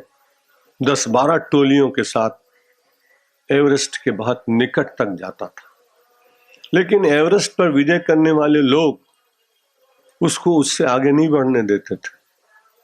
जब कोई आदमी विजेता होता है ना, तो उसकी सबसे बड़ी कमजोरी ये होती है कि भीतर से तो, बाहर से तो बड़ा विजेता है और भीतर से वो पराजित है। पराजित इसलिए कि वो देखता है मुझसे कोई आगे ना निकल जाए। रात दिन उसकी यही चिंता रहती है और उसके कारण बाहर से वो प्रसन्न दिखाई पड़ता होगा, कोई भी व्यक्ति हो, लेकिन अंतर से हरदम चिंता रहती है। और वही घटना उस मजदूर के साथ, उस कुली के साथ, उस पोर्टर के साथ घटी। बिल्कुल निकट पहुंच जाता था एवरेस्ट के, तब उसके साथी उसको छोड़ देते थे, नहीं तुम नहीं जाओ। और उस पे पहला चरण किसने स्थापित किया, तुरंत घोषणा हो जाती थी, हिलेरी का नाम हो गया। लेकिन उसके बाद में फिर तेनजिंग ने निश्चय कर लिया कि कुछ भी हो, कार्यम व साधयामि शरीरम व पातयामि, या तो शरीर को समाप्त कर देंगे या कार्य की सिद्धि करेंगे। और वो धीरे धीरे चढ़ता चला गया। और एक दिन सबने देखा वो साधारण सा कम पढ़ा लिखा आदमी और विश्व में एवरेस्ट का विजेता बना। पंडित जवाहरलाल नेहरू ने उसका बड़ा सत्कार किया, इसलिए माउंटेनियरिंग स्कूल आसाम में उन्हीं के नाम से खोला गया, जहां लोग क्लाइंबिंग करना चढ़ते हैं, क्या क्या कठिनाइयां होती पर्वतारोहण की, ये सब कुछ बताया जाता है। तो हम आपसे निवेदन कर रहे थे कि हम लोग भी पर्वतारोही तो हैं, हमारे पास सामान नहीं है, एवरेस्ट पे नहीं चढ़ना है। एवरेस्ट पर तो फिर एक ही आदमी अपना नाम कर सकता है, लेकिन जीवन का अध्यात्म एवरेस्ट है और उसके ऊपर हम सब एक एक करके अगर चाहें तो वहां पहुंच सकते हैं। यही सबसे विशेषता है भारतीय संस्कृति की। यहाँ हर एक को अधिकार दिया गया। यहाँ ब्राह्मण को अधिकार दिया गया, क्षत्रिय को अधिकार दिया गया, सामान्य परिवार में उत्पन्न होने वाले को अधिकार दिया गया, राजा को अधिकार दिया गया, ऋषि को अधिकार दिया गया, एक स्वस्थ व्यक्ति को अधिकार दिया गया, और 8 स्थानों से टेढ़े विकलांग अष्टावक्र को अधिकार दिया गया। और उन्होंने अष्टावक्र गीता दी। कल मैं विकलांगों के बीच में प्रवचन करने गया था, तब मैंने उनको कहा था कि आप सब कभी भी निराश मत हो, क्योंकि आप 1-2 अंग से विकलांग हैं, लेकिन इस देश में तो 8 अंगों से विकलांग व्यक्ति सन्यासियों का पूज्य हो गया। वेदांतियों का जीवन में जो अष्टावक्र गीता न पढ़े उसका वेदांत का अध्ययन अधूरा माना जाता। इसलिए लौकिक कठिनाइयां तो व्यक्ति की सारी समाप्त हो ही नहीं सकती। उन कठिनाइयों के बीच में से जो मार्ग निकालने का प्रयत्न करता है, निंदन्तु नीति निपुणा यदि वास्तुवन्तु लक्ष्मी समाविशतु गच्छतु आयतेष्टम। निंदन्तु नीति निपुणा, बड़े बड़े लोग मेरे कार्य की, आपके कार्य की निंदा करें तो करें। निंदन्तु नीति निपुणा लक्ष्मी समाविशतु गच्छतु यथेष्टम। आने वाली छोटी छोटी सफलताएं आए अथवा चली जाएं, लेकिन भरते कहते हैं यारभ्य चोत्तम जना न परित्यजन्ति। जो उत्तम लोग होते हैं, जो श्रेष्ठ लोग होते हैं, तो कभी कार्य शुरू नहीं करते, डर लगता उनको। आरभ्यते न खलु विघ्न भयेर्न नीचै आरभ्य विघ्न विहिता विरमन्ति मध्या विघ्नैः पुनः पुनरपि प्रतिहन्यमाना प्रारभ्य चोत्तम जना न परित्यजन्ति। जो उत्तम लोग होते हैं वो विघ्नों की चिंता नहीं करते हैं, उसमें तो निखार आता है। जैसे आप सोने को और भट्टी में डाल देते हैं, लेकिन उसकी चमक और बढ़ती चली जाती है, और वो अपने उस सौंदर्य को और अपनी महिमा को समाप्त नहीं करता है। चाहे गन्ने के शेरडी के लाख टुकड़े कर डालें, पर वो अपनी मधुरता नहीं छोड़ता है। चंदन के 50 टुकड़े कर डालिए, पर वो अपनी सुगंध नहीं छोड़ता है। ऐसे ही सज्जन लोग चाहे जितने विघ्न आए, उन विघ्नों के बीच में अपने जीवन के आदर्श को जीवित रखने का प्रयत्न करता है। और जीवन के आदर्शों के प्रति जब समर्पित होता है व्यक्ति, तो परमात्मा भी उसके अपने आप मदद करता। माता ने तो कह दिया कि तूने मेरे उदर से जन्म प्राप्त नहीं किया है, इसलिए तुझे राज सिंहासन पर बैठने का अधिकार नहीं। और सूर्य ने निकाल दिया छोटे से बालक को। कथा आपको सब ज्ञात है। ध्रुव चल पड़े। जब चले तो उनको मालूम तो है नहीं, लेकिन जाते जाते देवर्षि नारद स्वयं भी बेचारे एक बार चक्कर में तो आ गए थे, वो बात मैं बताऊंगा आपको। लेकिन ज्यादातर लोगों को चक्कर में से छुड़ाने का काम करते थे। घूम घूम कर देखते थे कि लोगों की मानसिक स्थिति क्या है, और उस स्थिति को देखने के बाद वो आध्यात्म में गति कैसे हो सकती है, इसके बीच की बाधाएं कौन कौन सी हैं, उनको दूर कराने के लिए देवर्षि नारद सब लोगों को संदेश देते थे, मार्ग बताते थे।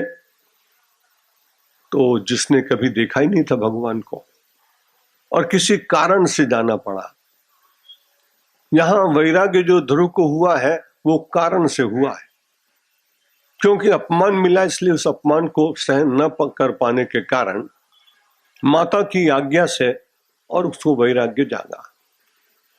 मेरा निवेदन ये कि कारणजन्य जो वैराग्य होता है वो कारण की समाप्ति हो जाने पर वैराग्य समाप्त हो जाता। इसलिए इस देश में बहुत सारे साधु सन्यासी आपको दिखेंगे, लेकिन बड़ी कठिनाई। मैं बहुत सारे निकट से उनको देखा है कि जब वैराग्य होता है तो सचमुच बड़ा आते हैं। हमारे यहाँ एक प्रोफेसर आ गया, उसने कहा मुझे तो संसार अच्छा नहीं लगता। मैंने कहा भाई तुमको 15,000 वेतन मिलता है, पुरानी बात है। नहीं महाराज, संसार अनित्य है। मैंने कहा तो बड़ी अच्छी बात, और उन्होंने कहा जल्दी से जल्दी हमको भगवा वस्त्र दे दीजिए। ब्रह्ममित्रानंद जी उसके साक्षी भी हैं, वो उनके नगर का वो व्यक्ति था। मैंने उसको दे दिया। दूसरे दिन उसने कमंडल उठाया, भिक्षा करने के लिए मंडली में जाता। मुझे बड़ा अच्छा लगा कि इतना अच्छा प्रोफेसर, डॉक्टरेट लिया हुआ और इतना वैराग्य है इसको। 10-15 दिन बीते थे। अब उसको साधु जीवन में जो कठिनाइयां मन में आने लगी उसका अनुभव तो था ही नहीं, और कारण जन्य कोई वैराग्य हुआ होगा, उस कारण का अंत तक मुझे पता नहीं लगा। मुझे लगता है कि कारण समाप्त हुआ। 1 महीने के बाद में एक महिला अपनी मारुति कार लेकर के आई, उनसे कुछ बातचीत की और उनसे कहा कि आप तो सन्यासी हो गए अब, इसलिए जो बैंक बैलेंसेस जो हैं मैं कागज लेके आई हूं, आपको पैसे से क्या मतलब, आप हस्ताक्षर कर दीजिए, मैं सब व्यवस्था कर लूंगी, आप बड़े आनंद के साथ भिक्षा करिए, आनंद से रहिए। लेकिन उसने इतना भी कहा कि मैं जानती हूं कि मुझसे कुछ भूल हुई थी जिसको आप सहन नहीं कर पाए, आपसे कुछ भूल हुई थी इसलिए मैं आपको रोक नहीं पाई। अब वो महात्मा जी ने कहा कि जो तुमने कहा था वो मैं सब क्षमा करता हूं, और बिना बताए, ये बड़ी अच्छी बात थी कि जब वो गए थे तो अपना शर्ट और बुशर्ट और पैंट हमारे कोठार में दे दिया था, और कोठारी ने उसको यूं रख छोड़ा था कि किसी गरीब आदमी को कभी दे देंगे। मुझे तो पता ही नहीं लगा। वो कोठारी जी के पास गए और अपना पैंट और बुशर्ट मांगा, और कब वो अपनी पत्नी के साथ वापस चले गए ये मुझे आज तक मालूम नहीं हुआ। मैं निवेदन ये कर रहा था कि वैराग्य विवेकपूर्ण होना चाहिए।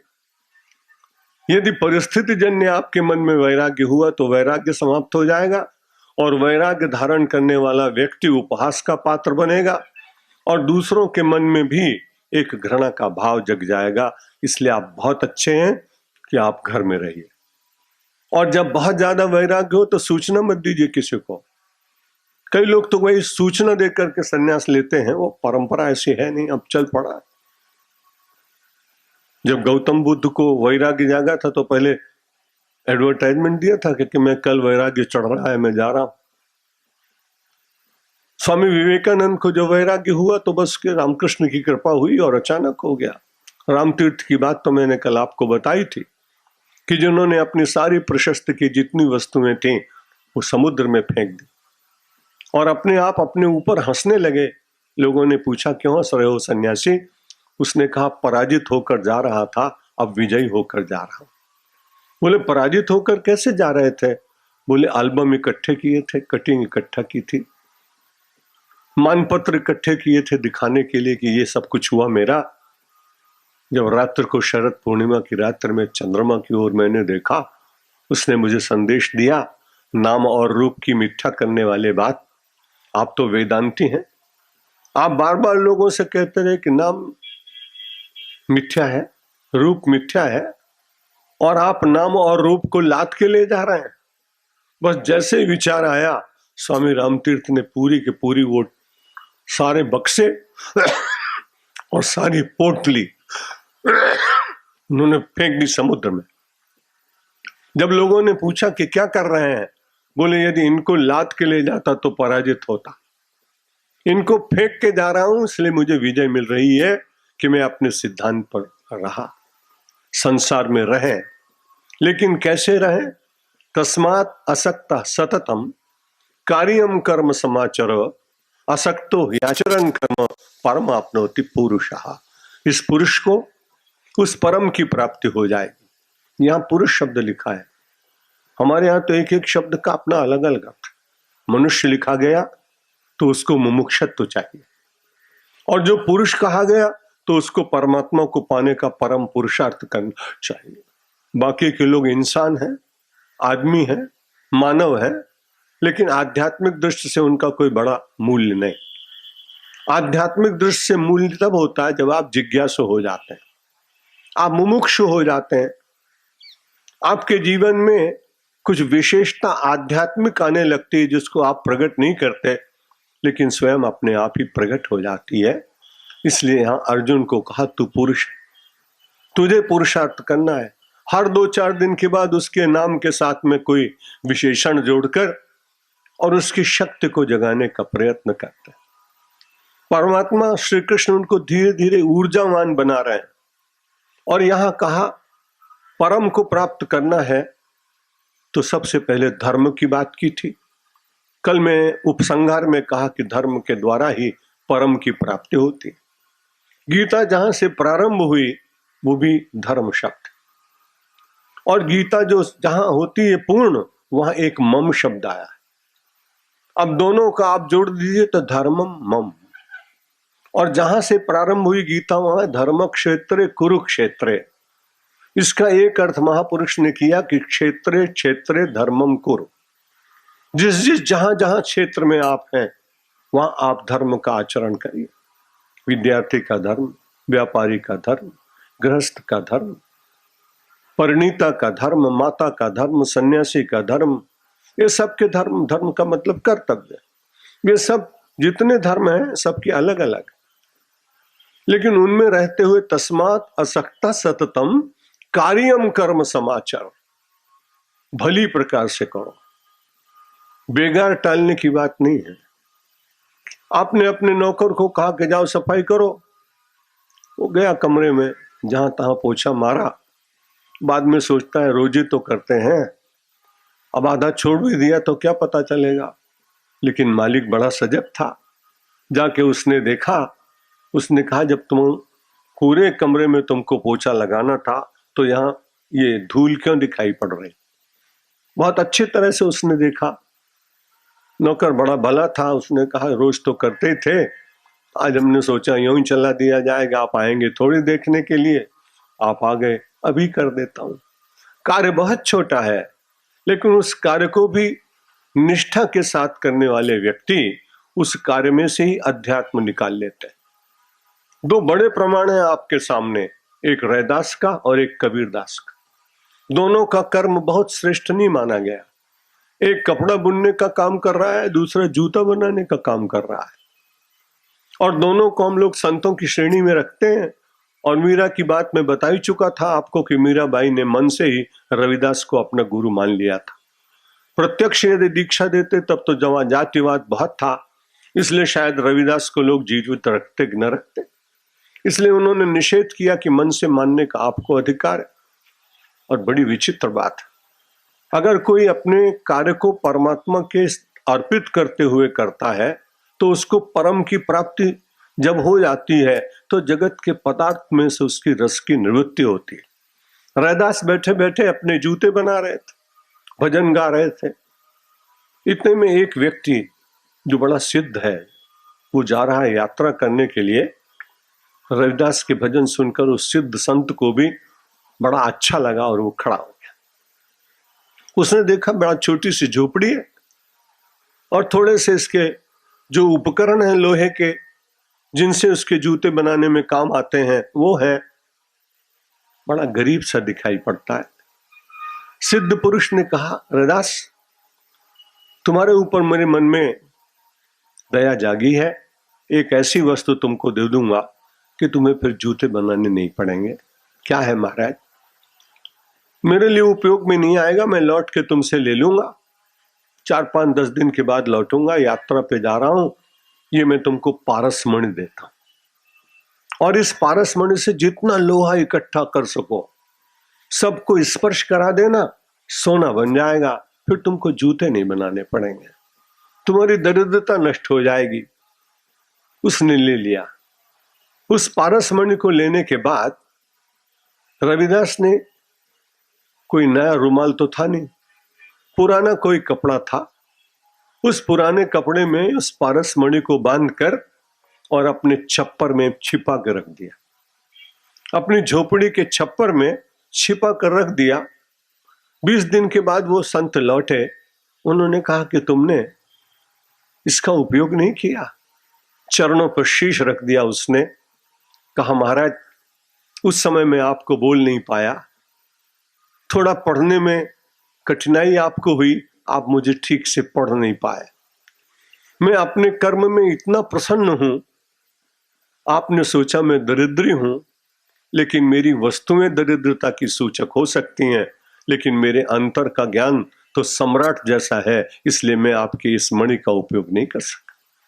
संतुष्ट हा संतुष्टो येन केनचित्। श्रीमद् भगवत गीता कहती है कि जो अध्यात्म का धीरे धीरे अभ्यासी होता है वो अपने आप परम संतुष्टि में रहता हुआ उस दिव्य आनंद को प्राप्त करने का यत्न करता है। इसलिए भगवान ने कहा तस्मात् असक्तः सततम। सतत शब्द याद रखिएगा। एक दिन पूजा कर ली, 2 दिन नहीं किया। एक दिन ध्यान कर लिया, 2 दिन नहीं किया। भगवान को क्या, भगवान को कुछ करो ना करो क्या फर्क पड़ता है, सच्ची बात। और मैं तो विनोद में कहता हूं भगवान को प्रसन्न करने के लिए पूजा करना ही मत। अगर ऐसा कर रहे हो तो गलत कर रहे हो। आप कहेंगे क्यों?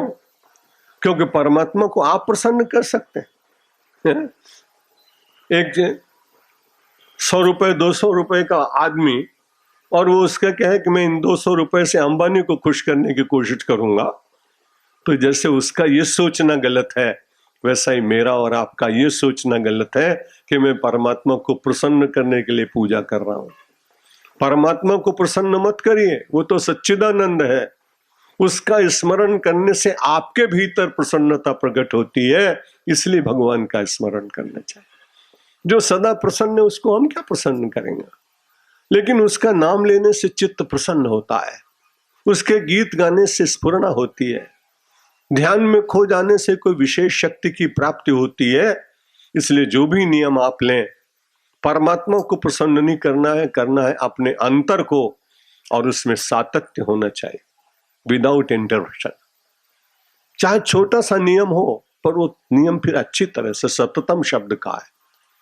कई बार आपको निवेदन कर चुका हूं कि गंगा जी की धारा कभी भी कहीं भी रुकी नहीं। कम तो हो जाता है पानी, लेकिन कहीं उसका प्रवाह बंद नहीं होता। जब जब मैं गंगा जी के किनारे बैठता हूं, स्नान करता हूं, आचमन करता हूं, मातृबुद्धि है मेरी, मैं जब उसमें भीतर बैठता हूं तो मुझे ऐसा ही लगता है कि मैं माँ की गोद में बैठा हूं।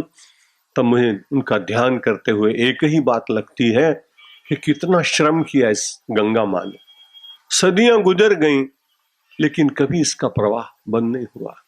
अगर सततम देखना है तो गंगा जी से देखो, सतत प्रवाह है।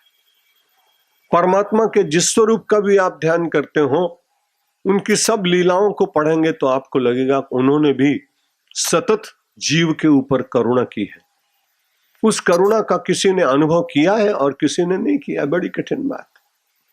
कई बार आदमी विपत्ति में होता है तो कहता है भगवान मदद करो मदद करो, भगवान की मदद मिल भी जाती है। जब संपत्ति में सफलता मिलती है तब लोग कहते हैं कि बड़े भाग्यशाली हैं, आपको इतनी बड़ी सफलता मिली। बोला पता नहीं कितनी मेहनत की और कितनी तरह की कॉन्स्पिरेसी की तब सफलता मिली। आजकल केवल उतने से काम नहीं चलता है।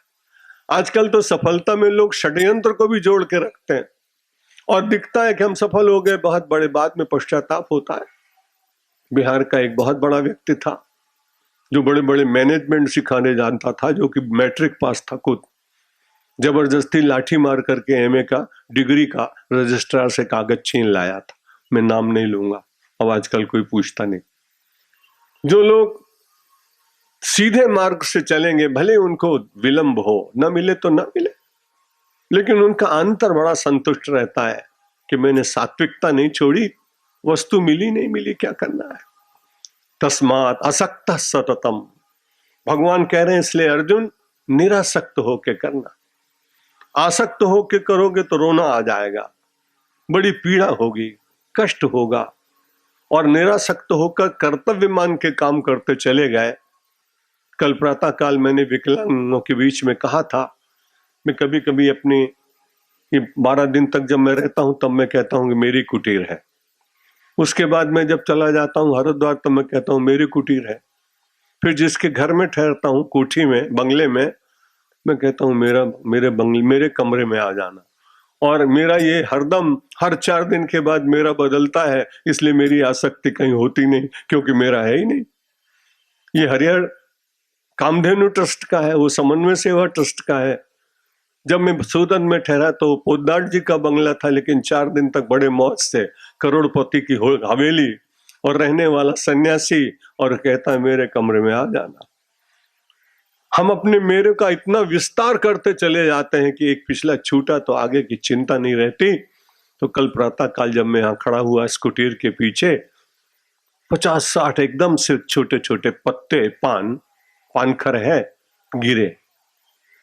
कवि हृदय होने के कारण अब मैं कविता सुनने का समय भी मिला और प्रवचन में बात पूरी हो जाती है। मैंने प्रश्न किया, इतने दिन से इसके साथ थे, अब छोड़ के जा रहे हो, इनको पीड़ा हो रही है क्या? वृक्ष के पत्ते ने कहा, पीड़ा नहीं हो रही महाराज, बड़ा आनंद हो रहा है। क्यों? बोला, अगर मैं ही बना रहता तो जो दूसरे आशा लगा के बैठे वो कहाँ बैठते, इसलिए कुर्सी खाली कर रहा हूं, दूसरे आवे और बैठे और वो आनंद से रहे। एक नूतन पल्लव को जन्म देने के लिए एक पुरातन पल्लव के मन की पीड़ा और उसका आनंद, ये हम कहाँ देख पाते हैं? किसी वस्तु को छोड़ने में भी आनंद है, इसकी प्रतीति हमें कहाँ होती है? क्योंकि हम तो संग्रह में जीते जीते जीवन के क्षणों का समापन करने का प्रयत्न कर रहे हैं। अभी आपने सुना भी था, क्षण की बड़ी कीमत है। आयुषः क्षण एकोपि न लभ्यः स्वर्ण कोटि भी सचेत निरर्थकम नीतः कानो हानिस्ततोधिकः। वहां तो $1.5 का $3 ही देना पड़ा था, लेकिन यहां जो बात मैं आपको कह रहा हूं तो कहते हैं 100 करोड़ सोने की गिन्नी लिया, 100 करोड़ सोने की गिन्नी एक तरफ रख दो और अपने जीवन का बीता हुआ क्षण मांगने के लिए लाख प्रयत्न करो, वो आपकी गिन्नियां व्यर्थ जाएंगी, वो बीता हुआ क्षण वापस नहीं आएगा। आयुषः क्षण एकोपि न लभ्यः स्वर्ण कोटि भी, 1 करोड़ स्वर्ण मुद्राओं से भी बीता हुआ क्षण नहीं मिल सकता है। सचेत निरर्थकम नीतः, यदि वो जीवन का क्षण निरर्थक चला गया, नीतिकार कहते हैं इससे बड़ी और कोई हानि नहीं हुई। कानो हानिस्ततोधिकः, उससे अधिक और बड़ी हानि क्या हो सकती है? इसलिए भगवान सततम शब्द का कह रहे हैं, क्षण का मूल्य अपने आप करना, कण का भी मूल्य करना। और कण की तो बड़ी महिमा बताई हमारे भगवान आदि शंकराचार्य ने। उन्होंने कहा कि भगवत गीता किंचित धीता गंगा जललव कणिका पीता, एक कण यस्य मुरारी समर्चा तस्य यमः किम कुरुते चर्चा। भगवान आदि शंकराचार्य प्रश्न कर रहे हैं, यमराज से क्यों डरते हो? यमराज आपको पकड़ ही नहीं सकता। मैं तो विनोद में कहता हूं, मेरे पास तो कभी नहीं आ सकता, आपके पास भी नहीं आएगा। खाली 2 चीजें रख लो, एक संयम और एक नियम। इंद्रियों का उतना उपभोग जितना शास्त्र ने बताया हो, जितना सहज रूप से आपके अंदर ललक न जागे। और यदि उन संयम पूर्ण जीवन में व्यक्ति रहा और कुछ नियम हो, और संयम और नियम में जीते जीते अचानक शरीर है, वो दिन आ जाए कि जाना पड़े, यमराज आ जाए तो गरज के कहना वापस लौट जाओ, तुम अकेले हो। यम और हमारे पास 2 हैं, एक संयम और दूसरा नियम, हम पटक देंगे आपको। यम को भी पराजित करने की शक्ति मानव के भीतर और न होती तो नचिकेता का नाम कौन जानता। यमराज कहता ये ले लो, वो ले लो, ये ले लो, नचिकेता कहता नहीं, वो नहीं लूंगा। अंत तो गत्वा यम को विद्या बतानी पड़ी। इस देश का छोटा सा गुरुकुल का बालक जब मचल जाता है तो यमराज को वचनों को भी बंद कर देता है और उसके भीतर से छिपे हुए ज्ञान को प्रगटा देता है, जो उपनिषद में आकर प्रकट होता है। उसने कहा, यमराज जी आप उनको पकड़िए, न संपराया प्रतीति बालम। वो तो बड़े बाल बुद्धि लोग हैं जो कहते हैं नायम लोकः अस्ति, इस लोक के अतिरिक्त कोई दूसरा लोक नहीं है। इस प्रकार की बात करने वाले लोग न सांपराया, उनको दिखाई नहीं पड़ता है। और यमराज कहता है ऐसे लोग जो दूसरे लोक को सत्य नहीं मानते, पुनः पुनः वशम आपद्यते में, उनको बार बार मैं पकड़ने का प्रयत्न करता हूं। यदि आपने गीता की इतनी सी बात मान ली, काम तो खूब करिए, लेकिन बीच बीच में ईश्वर के साथ सातत्य रखिए। आप तो सब अभ्यासी हैं, गुजरात में बहुत कम है, अच्छी बात है, हमारे उत्तर प्रदेश में, उत्तरांचल में, पूर्वांचल में, सब जगह हर 15-20 मिनट के बाद बिजली चली जाती। सबने इन्वर्टर लगा रखे, कभी कभी वो फेल हो जाते हैं। जब बिजली चली जाती है तो वो गीता याद आ जाती है, इसका सतत संबंध पावर हाउस से टूट गया। सतत संबंध बना रहता तो प्रकाश होता। तो जब जब कभी आप उदास हो तब देख लीजिए कहीं या तो फ्यूज उड़ गया या डिस्कनेक्ट हो गया। और जहां ऐसा विचार करेंगे वहां फिर से चेतना आ जाएगी। तेषाम, और कल बताया था भगवान बहुत कुछ देते हैं। जब आपने सतत हुए तो फिर क्या मिलेगा? तेषाम सतत युक्ता नाम भजताम प्रीतिपूर्वकम ददामि बुद्धि योगम तम ये न माम उपयंत थे। कृष्ण ने कहा, अर्जुन मैं जो कुछ तुमसे कराना चाहता हूं उसके बदले में मैं दूंगा तुमको। मैं ऐसा भगवान नहीं हूं कि खाली लेना ही जानता हूं, मैं तो बहुत ज्यादा देता हूं। लेकिन इतनी बात करनी पड़ेगी, तेषाम सतत युक्ता नाम, बारंबार अपने को परमेश्वर से जोड़ने वाला व्यक्ति। एक शर्त लगाई, कंडीशनल बात। उस सतत भक्ति में धीरे धीरे पहले तो नियम का पालन करें।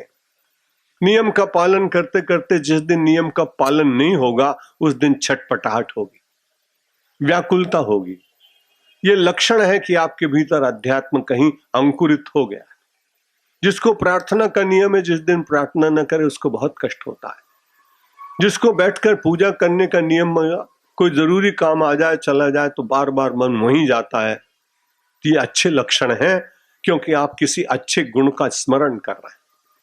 भगवान ने कहा कि मैं उन लोगों को बुद्धि योग जरूर देता हूं, जल्दी से जल्दी दे देता हूं। किनको देता हूं? भजताम प्रीति पूर्वकम। अब यहां केवल एक शर्त है कि नियम का पालन केवल नियम के पालन के लिए मत करिए, नियम का पालन प्रीति पूर्वक करिए। वैसे आप कभी कभी, ये हमारे यहाँ जितनी यहां बैठी हैं बहनें, वो तो कभी ऐसा गुस्सा नहीं करती होंगी, लेकिन हमने देखा है कि कई बार लोग ऐसे ही रख देते हैं, खाओ। खाना पड़ता है, बेचारे क्या करेगा। अब आपने प्रीतिपूर्वक भोजन परसा नहीं है, इसलिए कुछ दिनों के बाद अप्रीतिपूर्वक दिया हुआ भोजन यदि कभी आपके पति के भीतर क्रोध प्रकट करे तब समझ लेना कि ये मेरी ही देन है। अगर मैंने उनको प्रीतिपूर्वक खिलाया होता तो ये क्रोध नहीं आता। इसलिए व्यवहार में भी अध्यात्म को धीरे धीरे अवतरित करने का प्रयत्न करना चाहिए। तेषाम सतत युक्ता नाम भजताम प्रीतिपूर्वकम ददामि बुद्धि योगम तम ये न माम उपयांति ते। यदि प्रीतिपूर्वक भगवान का स्मरण करेंगे तो आपको बड़ा लाभ होने वाला है। भगवान आपको देंगे बुद्धि। कल मैं बता चुका हूं, चले जाओ लंदन के हेरोड में, नहीं मिलेगा। अमेरिका में मैसी में चले जाओ, फिनले में चले जाओ। बहुत घूमा हूं इसलिए कुछ याद रह जाते। 40 देश में घूमे, और आजकल तो अब बड़ी कठिनाई होने लगी। 6 महीने के बाद 80 वर्ष का होने वाला हूं। अब लोग जब आ जाते हैं जिनके गांव में मैं 40-50 वर्ष पहले गया, आकर सामने खड़े हुआ, महाराज ओढ़खो छो। बड़ा चक्कर के बाद 50 वर्ष पहले बाद मिला आदमी, बड़ी कठिनाई तो होती है। फिर वो अपना कोई संदर्भ देता है तब मुझे याद आता है, हाँ भाई मैं आया था तुम्हारे गांव में। अभी इतने गांव में मैं घूमा हूं कि उन गांवों का नाम लूंगा तो ही 1 घंटा पूरा हो जाएगा, कलाक, इसलिए नहीं बताऊंगा। केवल गुजरात में 100 ऐसे छोटे बड़े गांव होंगे जहां मैंने प्रवास किया, बड़े आनंद से रहा हूं। जब पहली बार शंकराचार्य पद पर आया था और मैंने देखा किस राजा के यहाँ हमारे पूर्वाचार्य गए थे, तो उसमें भादरवा स्टेट का नाम था। मैं भादरवा चला गया। उस समय पैसे थे नहीं, मेरे मठ के ऊपर कर्ज था। जानबूझ करके एक चैलेंजिंग काम है ऐसा मान के मैंने कहा संपत्ति से क्या होता है, भगवान आदि शंकराचार्य का पवित्र नाम है, सब करेगा अपने आप। अब मैं वहां शाम को पहुंच गया 4 बजे। आज तो आप माला चढ़ाने के लिए बड़े व्याकुल हैं, लेकिन कितनी कठिनाइयों में से परमात्मा ने मुझे गुजारा है ये मैं जानता हूं। मैं पहुंचा, वृक्ष के नीचे बैठा हूं, मेरे साथ मसालची है, बंदूक वाला है, छड़ीदार है, एक सेक्रेटरी है। पैसा था नहीं इसलिए बस में बैठकर आ गए बड़ौदा से भादरवा। वृक्ष के नीचे बैठ गए। एक आदमी उधर से आए, उन्होंने देखा 31 वर्ष की आयु थी। मैंने उनको परिचय दिया। मुझसे जो पूर्व वाले आचार्य थे वो बहुत गुस्सा करते थे। तो जब लोगों को मालूम पड़ा कि उस पीठ के आचार्य आए हैं तो सबने कल्पना की कि वही आए होंगे। अब मुझे गुजराती बहुत आती नहीं थी, बिल्कुल ही नहीं आती थी लगभग। तो मैंने उनको कहा कि भाई तुम्हारा नाम पढ़ा, मैं तुम्हारे गांव में आया, भगवान की भक्ति की कुछ बात करेंगे, कुछ सत्संग करेंगे, कुछ लोगों को यज्ञोपवीत देंगे, कुछ को कर्मकांड सिखाएंगे। तो उसमें से एक वृद्ध व्यक्ति आया, बोला महाराज હવે તમારો દોરો જો તમારી યાત્રા છે ને બીજા ગામમાં લઈ જાઓ, અહીં બ્રાહ્મણોને કોઈ બહુ કામ છે, કોઈ છે જ નહીં। अब तो बड़ी कठिनाई, शाम के 5 बजे जाए कहाँ। वहां एक प्रिंसिपल भट्ट थे, हाई स्कूल के, वो ब्राह्मण थे। उन्होंने देखा, उस गांव के नहीं थे तो भी उन्होंने कहा चलिए आप मेरे कार्यालय में बैठिए, देखता हूं। उन्होंने ब्राह्मणों को बताया कि वो स्वामी जी नहीं है जो पहले आए थे सदानंद जी, ये तो स्वामी सत्यमित्रानंद जी बड़े तेजस्वी हैं। अब थे कि नहीं मालूम नहीं, अपनी अपनी आंखें हैं। तो उस समय आंखें आने के बाद में एक आया, 2 आए, फिर सबने जाके कहा, बातचीत की, बड़े तो सब प्रभावित हो गए।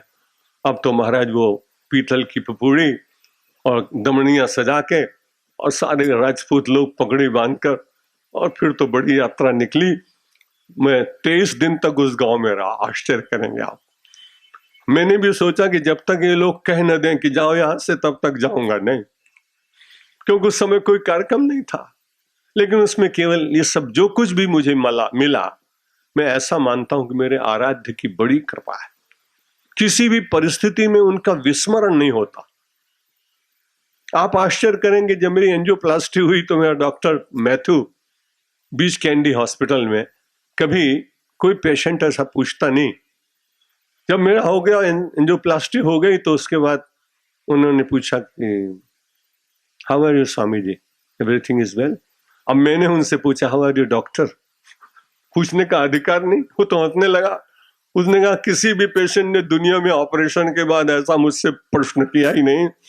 अब मेरे को इसलिए आपके प्रति श्रद्धा हुई कि इतना ऑपरेशन होने के बाद भी आप उस समय आंख बंद करके ध्यान कर रहे थे। जब भी मैं पूछता था तो आप कह रहे थे बड़ा अच्छा है, ज्यादा समय लगाना तो ज्यादा समय लगाओ, कोई चिंता की बात नहीं। निवेदन ये कर रहा हूं, यदि आपने सतत भगवान का अभ्यास करने का प्रयत्न किया, छोड़ो परलोक की चिंता, इस लोक में आपको इतना सुखद अनुभूति होगी कि आपको कांटे भी फूल दिखाई पड़ने लगेंगे। प्रतिकूलता में अनुकूलता का दर्शन होगा। अप्रिय तुम्हें प्रिय लगने लगेंगे। द्वेष भाव नष्ट हो जाएगा, ईर्ष्या समाप्त हो जाएगी, मद खंडित हो जाएगा, अभिमान चूर चूर हो जाएगा। जो कुछ आप शेष रहेंगे वो रहेंगे आप और आपका आराध्य दोनों के साथ जुड़ी हुई कड़ी सतत स्मरण। तेषाम सतत युक्तानाम भजताम प्रीतिपूर्वकम तदामि बुद्धि योगम तम येन माम उपयांति, दूसरे अध्याय का श्लोक है। अब भगवान ने कहा कर्म करो, तो कर्मण हुई संसिद्धम आस्थिता जनकादयः लोक संग्रह में वापी संपश्चन कर तुम अर्हसि। कल ये कहा कि सतत कर्म करो। अर्जुन ने पूछा होगा कि कोई प्रमाण है आपके पास, तो हाँ प्रमाण देता हूं। कर्मण हुई संसिद्धिम आस्थिता जनकादयः, जनक का प्रमाण दिया। ये लोग नित्य कर्म करते हुए भी सतत भगवान के साथ संबंध रखते थे। बिना कर्म किए हुए उनका जीवन चला नहीं। राजा होने पर भी इतना बड़ा अधिकार, इतना बड़ा पद, इतने दायित्व, उनके बीच में भी सिद्धि प्राप्त करने का कार्य, सिद्धि माने अंतःकरण की शुद्धि। यहां सिद्धि का अर्थ मत लगाना अणिमा गरिमा लघिमा प्राप्त प्राकाम्य ईशत्व वशित्व, ये सब सिद्धियां अब आजकल किसी के पास है नहीं, और होंगी तो प्रगट में कोई है नहीं। तो ये सारी सिद्धियां जो थी हनुमान जी में थी, इसलिए कहते हैं ना अष्ट सिद्धि नवनिधि के दाता। वो 8 सिद्धियों की गीता में बात नहीं की। गीता की सिद्धि है आपके अंतःकरण की शुद्धि, और अंतःकरण की शुद्धि का फल है परमात्मा के प्रेम की प्रतीति, और प्रेम की प्रतीति का फल है परमात्मा की निकटता, और निकटता का फल है कि जब चाहें तब आप उनको बुला सकते हैं। और एक सबसे बड़ी अच्छी बात, परमात्मा के प्रीति के विद्यालय में आप सब लोग जिस जिस विद्यालय में पढ़े होंगे, मैं भी पढ़ा होऊंगा, तो वहां छुट्टी मिलती है। लेकिन ये बड़ी विचित्र बात है कि इस परमात्मा के भक्ति की पाठशाला में एक बड़ी बात यह है, उसको छुट्टी न मिली जिसने सबक याद किया। जो इसमें आगे बढ़ा उसको अवकाश नहीं मिलता। इसलिए हम सब लोग एक बार प्रयत्न करें, बाकी का प्रयत्न भगवान करते हैं। जब मैं सौराष्ट्र गया तो एक माता जी के मस्तक पर बहन जी बहुत सारा पानी के घड़े लिए थे, दूसरे हाथ में भी कलश था, उसका बच्चा रो रहा था आंगन में। और बहुत प्रवास किया तो ऐसे सब दृश्य देखकर उसमें से कुछ अध्यात्म सीखने का मैं प्रयत्न करता रहता हूं। उस बहन ने अपने रोते हुए बच्चे को कहा कि थोड़ा ऊपर उठ। वो अपने घुटनों के बल थोड़ा ऊपर उठा, इसके ऊपर इतना भार था, थोड़ा झुकी और एक हाथ खाली था, उसने उठा के जल्दी से अपने बच्चे को गोद में बिठा लिया। ये दृश्य बड़ा साधारण, आपने बहुत बार देखा होगा, पर मुझे उससे बड़ी प्रेरणा मिली कि परमात्मा अपने माता पिता है और परमात्मा के सर पर तो सारी दुनिया का बोझ है, घड़े नहीं, पूरा ही बोझ लेके चल रहा है और आप मचल रहे हैं। भगवान कहते हैं थोड़ी साधना करके उछलो, मैं तुमको अपने हाथ में उठाकर गोद में बिठाने के लिए तैयार। अपने कर्तव्य का पालन करने के बाद परमात्मा की करुणा न मिले, ऐसे कैसे हो सकता है? वो तो आपका अधिकार है, आप भगवान से लड़कर ले सकते हैं, लेकिन लड़ना नहीं। नाराज हो जाए भी तो उनको तो कहीं सुप्रीम कोर्ट कुछ है नहीं कि जहां जाके अपील करेंगे। इसलिए परमात्मा से तो विनय पूर्वक ही कहा जाता है, और यही श्रेष्ठ सदाचारी महापुरुषों ने कहा भी। तो उन्होंने कहा कि कर्मणैव हि संसिद्धिम आस्थिता जनकादयः। जो जनक हुए वो भी जो सिद्धि प्राप्त की, अंतःकरण की शुद्धि मिली, वो भी कर्म के द्वारा मिली। अब जनक की बात जब हुई तो अर्जुन को मन में स्वाभाविक हुआ कि राजा जब जनक क्यों ये दे रहे हैं, उदाहरण दे रहे हैं। तो उन्होंने बताया कि भाई याज्ञवल्क्य के यहाँ सत्संग चल रहा था। एक दिन राजा जनक नहीं पहुंच पाए, देर हुई। इतने में सत्संग याज्ञवल्क्य ने प्रारंभ नहीं किया। पर्ण कुटीर में रहने वाले साधु संत मुनि सब इकट्ठे हो गए। मुनि लोग सोचने लगे कि देखो राजा जनक नहीं आए ना, इनको भी पैसे वालों से ही प्रीति है।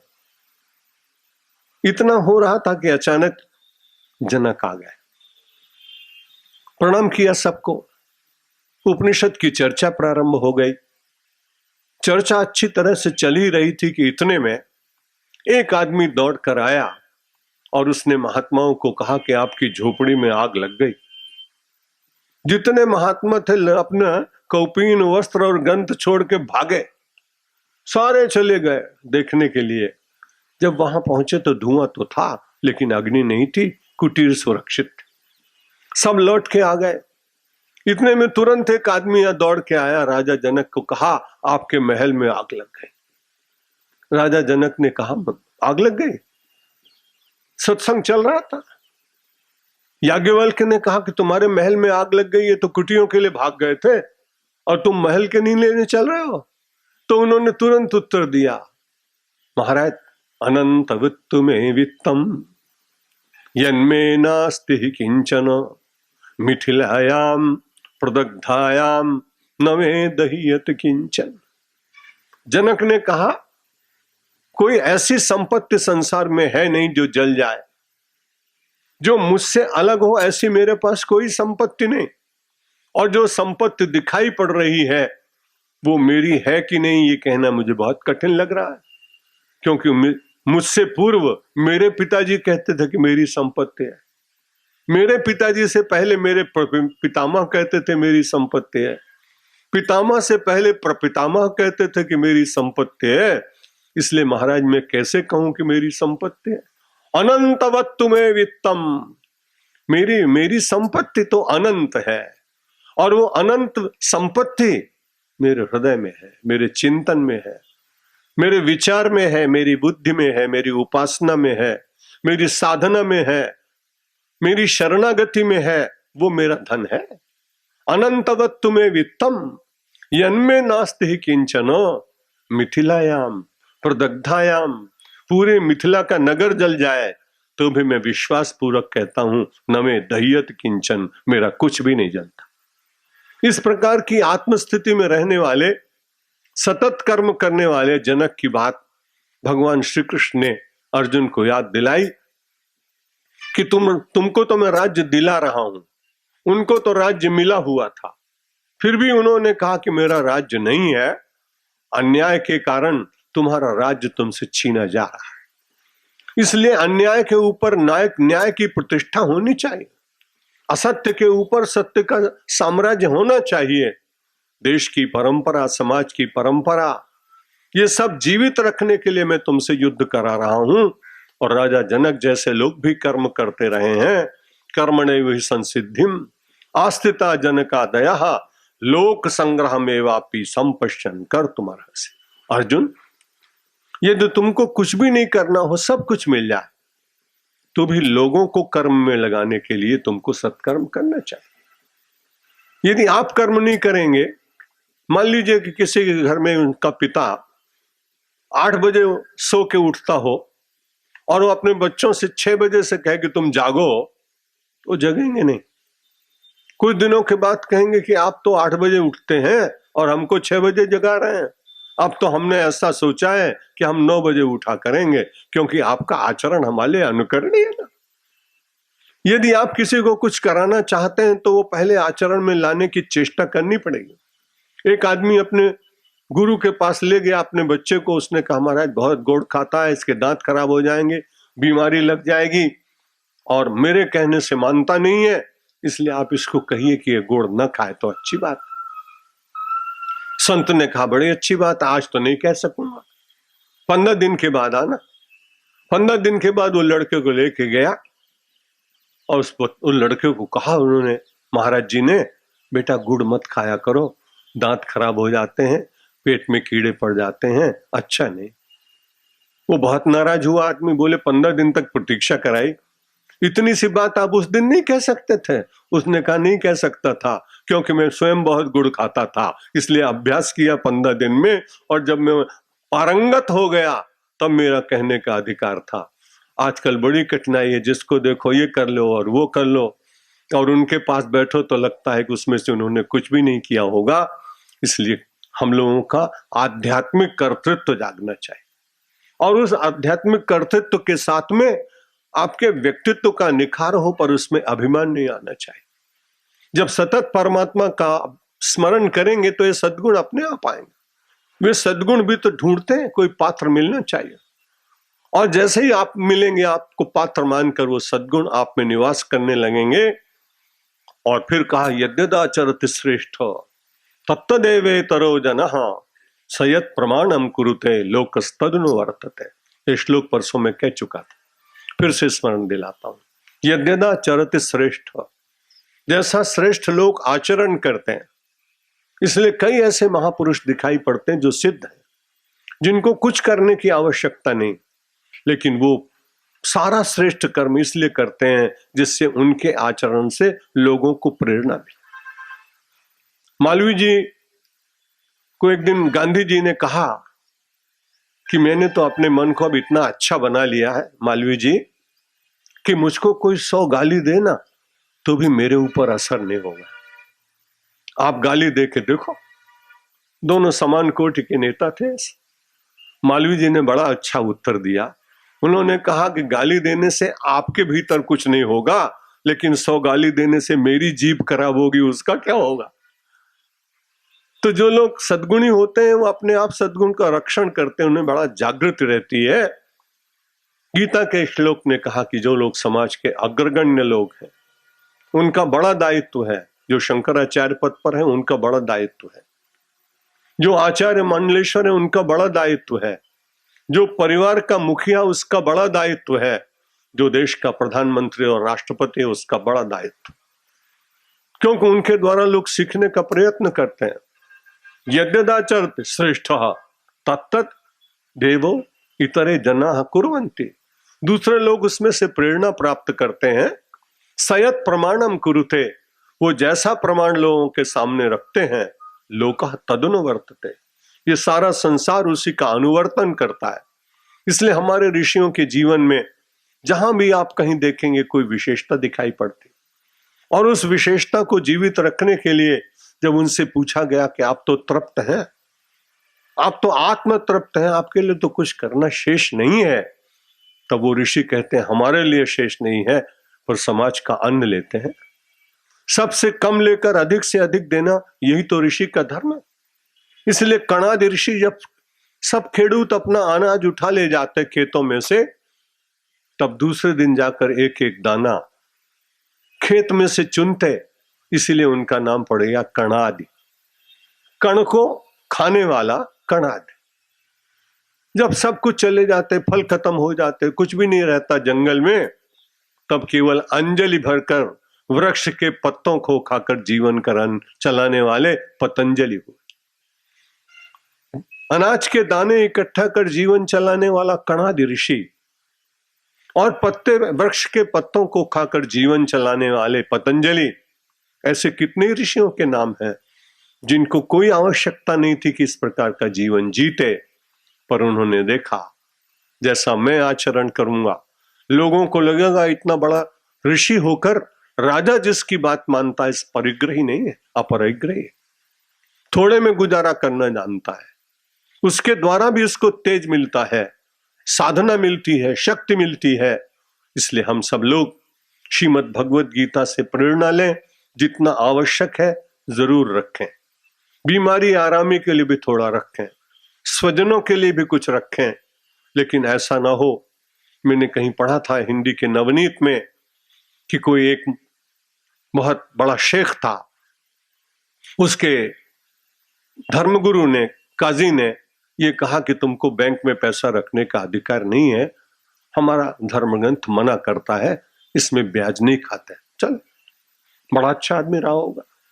अब उसके पास इतनी तेल की आमदनी थी तो डॉलर जितने आते वो गद्दा बना लेता, गादला, 1 गादला, 2 गादला, 3 गादला, 50 गादला हो गए। लैडर लगाया, अब सोएगा कैसे, सीढ़ी पे चढ़ के जाता था। 1-2 महीने हुए तो एकदम से नीचे चला गया सोते सोते। उसने अपने सेक्रेटरी को बुलाया, क्या हुआ, 50 गद्दे हैं और फिर नीचे कैसे हो गए। खोज की गई तो उसमें से 8 गद्दे जो थे गादला डॉलर, वो सब ऊंदई खा गई थी, दीमक लग गई थी।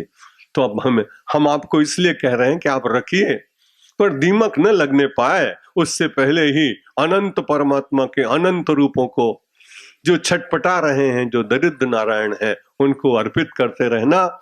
सतत कर्म, कर्म की शुद्धि से उपासना, कर्म और उपासना के साथ रहते रहते ज्ञान की भूमिका अपने आप आ जाएगी और परमात्मा के अनुग्रह का आप अनुभव करने लगेंगे। सचमुच बहुत कम श्लोक व्याख्यायित हो पाए। बार बार मन कहता था कि कम व्याख्या करो, लेकिन जब मैं बोलता ही नहीं हूं, ये तो लाउड स्पीकर बोल रहा है और जो मैं बोल रहा हूं मेरे भीतर कोई मुझे ढकेल बुलवा रहा है, तो मैं तो भोंपू हूं। अब मैं जितना जितना भगवान ने मुझसे बुलवाया मैं बोलता गया। यहाँ विराम लेता हूं। आप सब भगवान के ऊपर मैंने अपने पुष्प चढ़ाए, आपने अपने इस पुजारी की सारी पंखुड़ियां स्वीकार की। आप सब भगवानों को नमस्कार, धन्यवाद।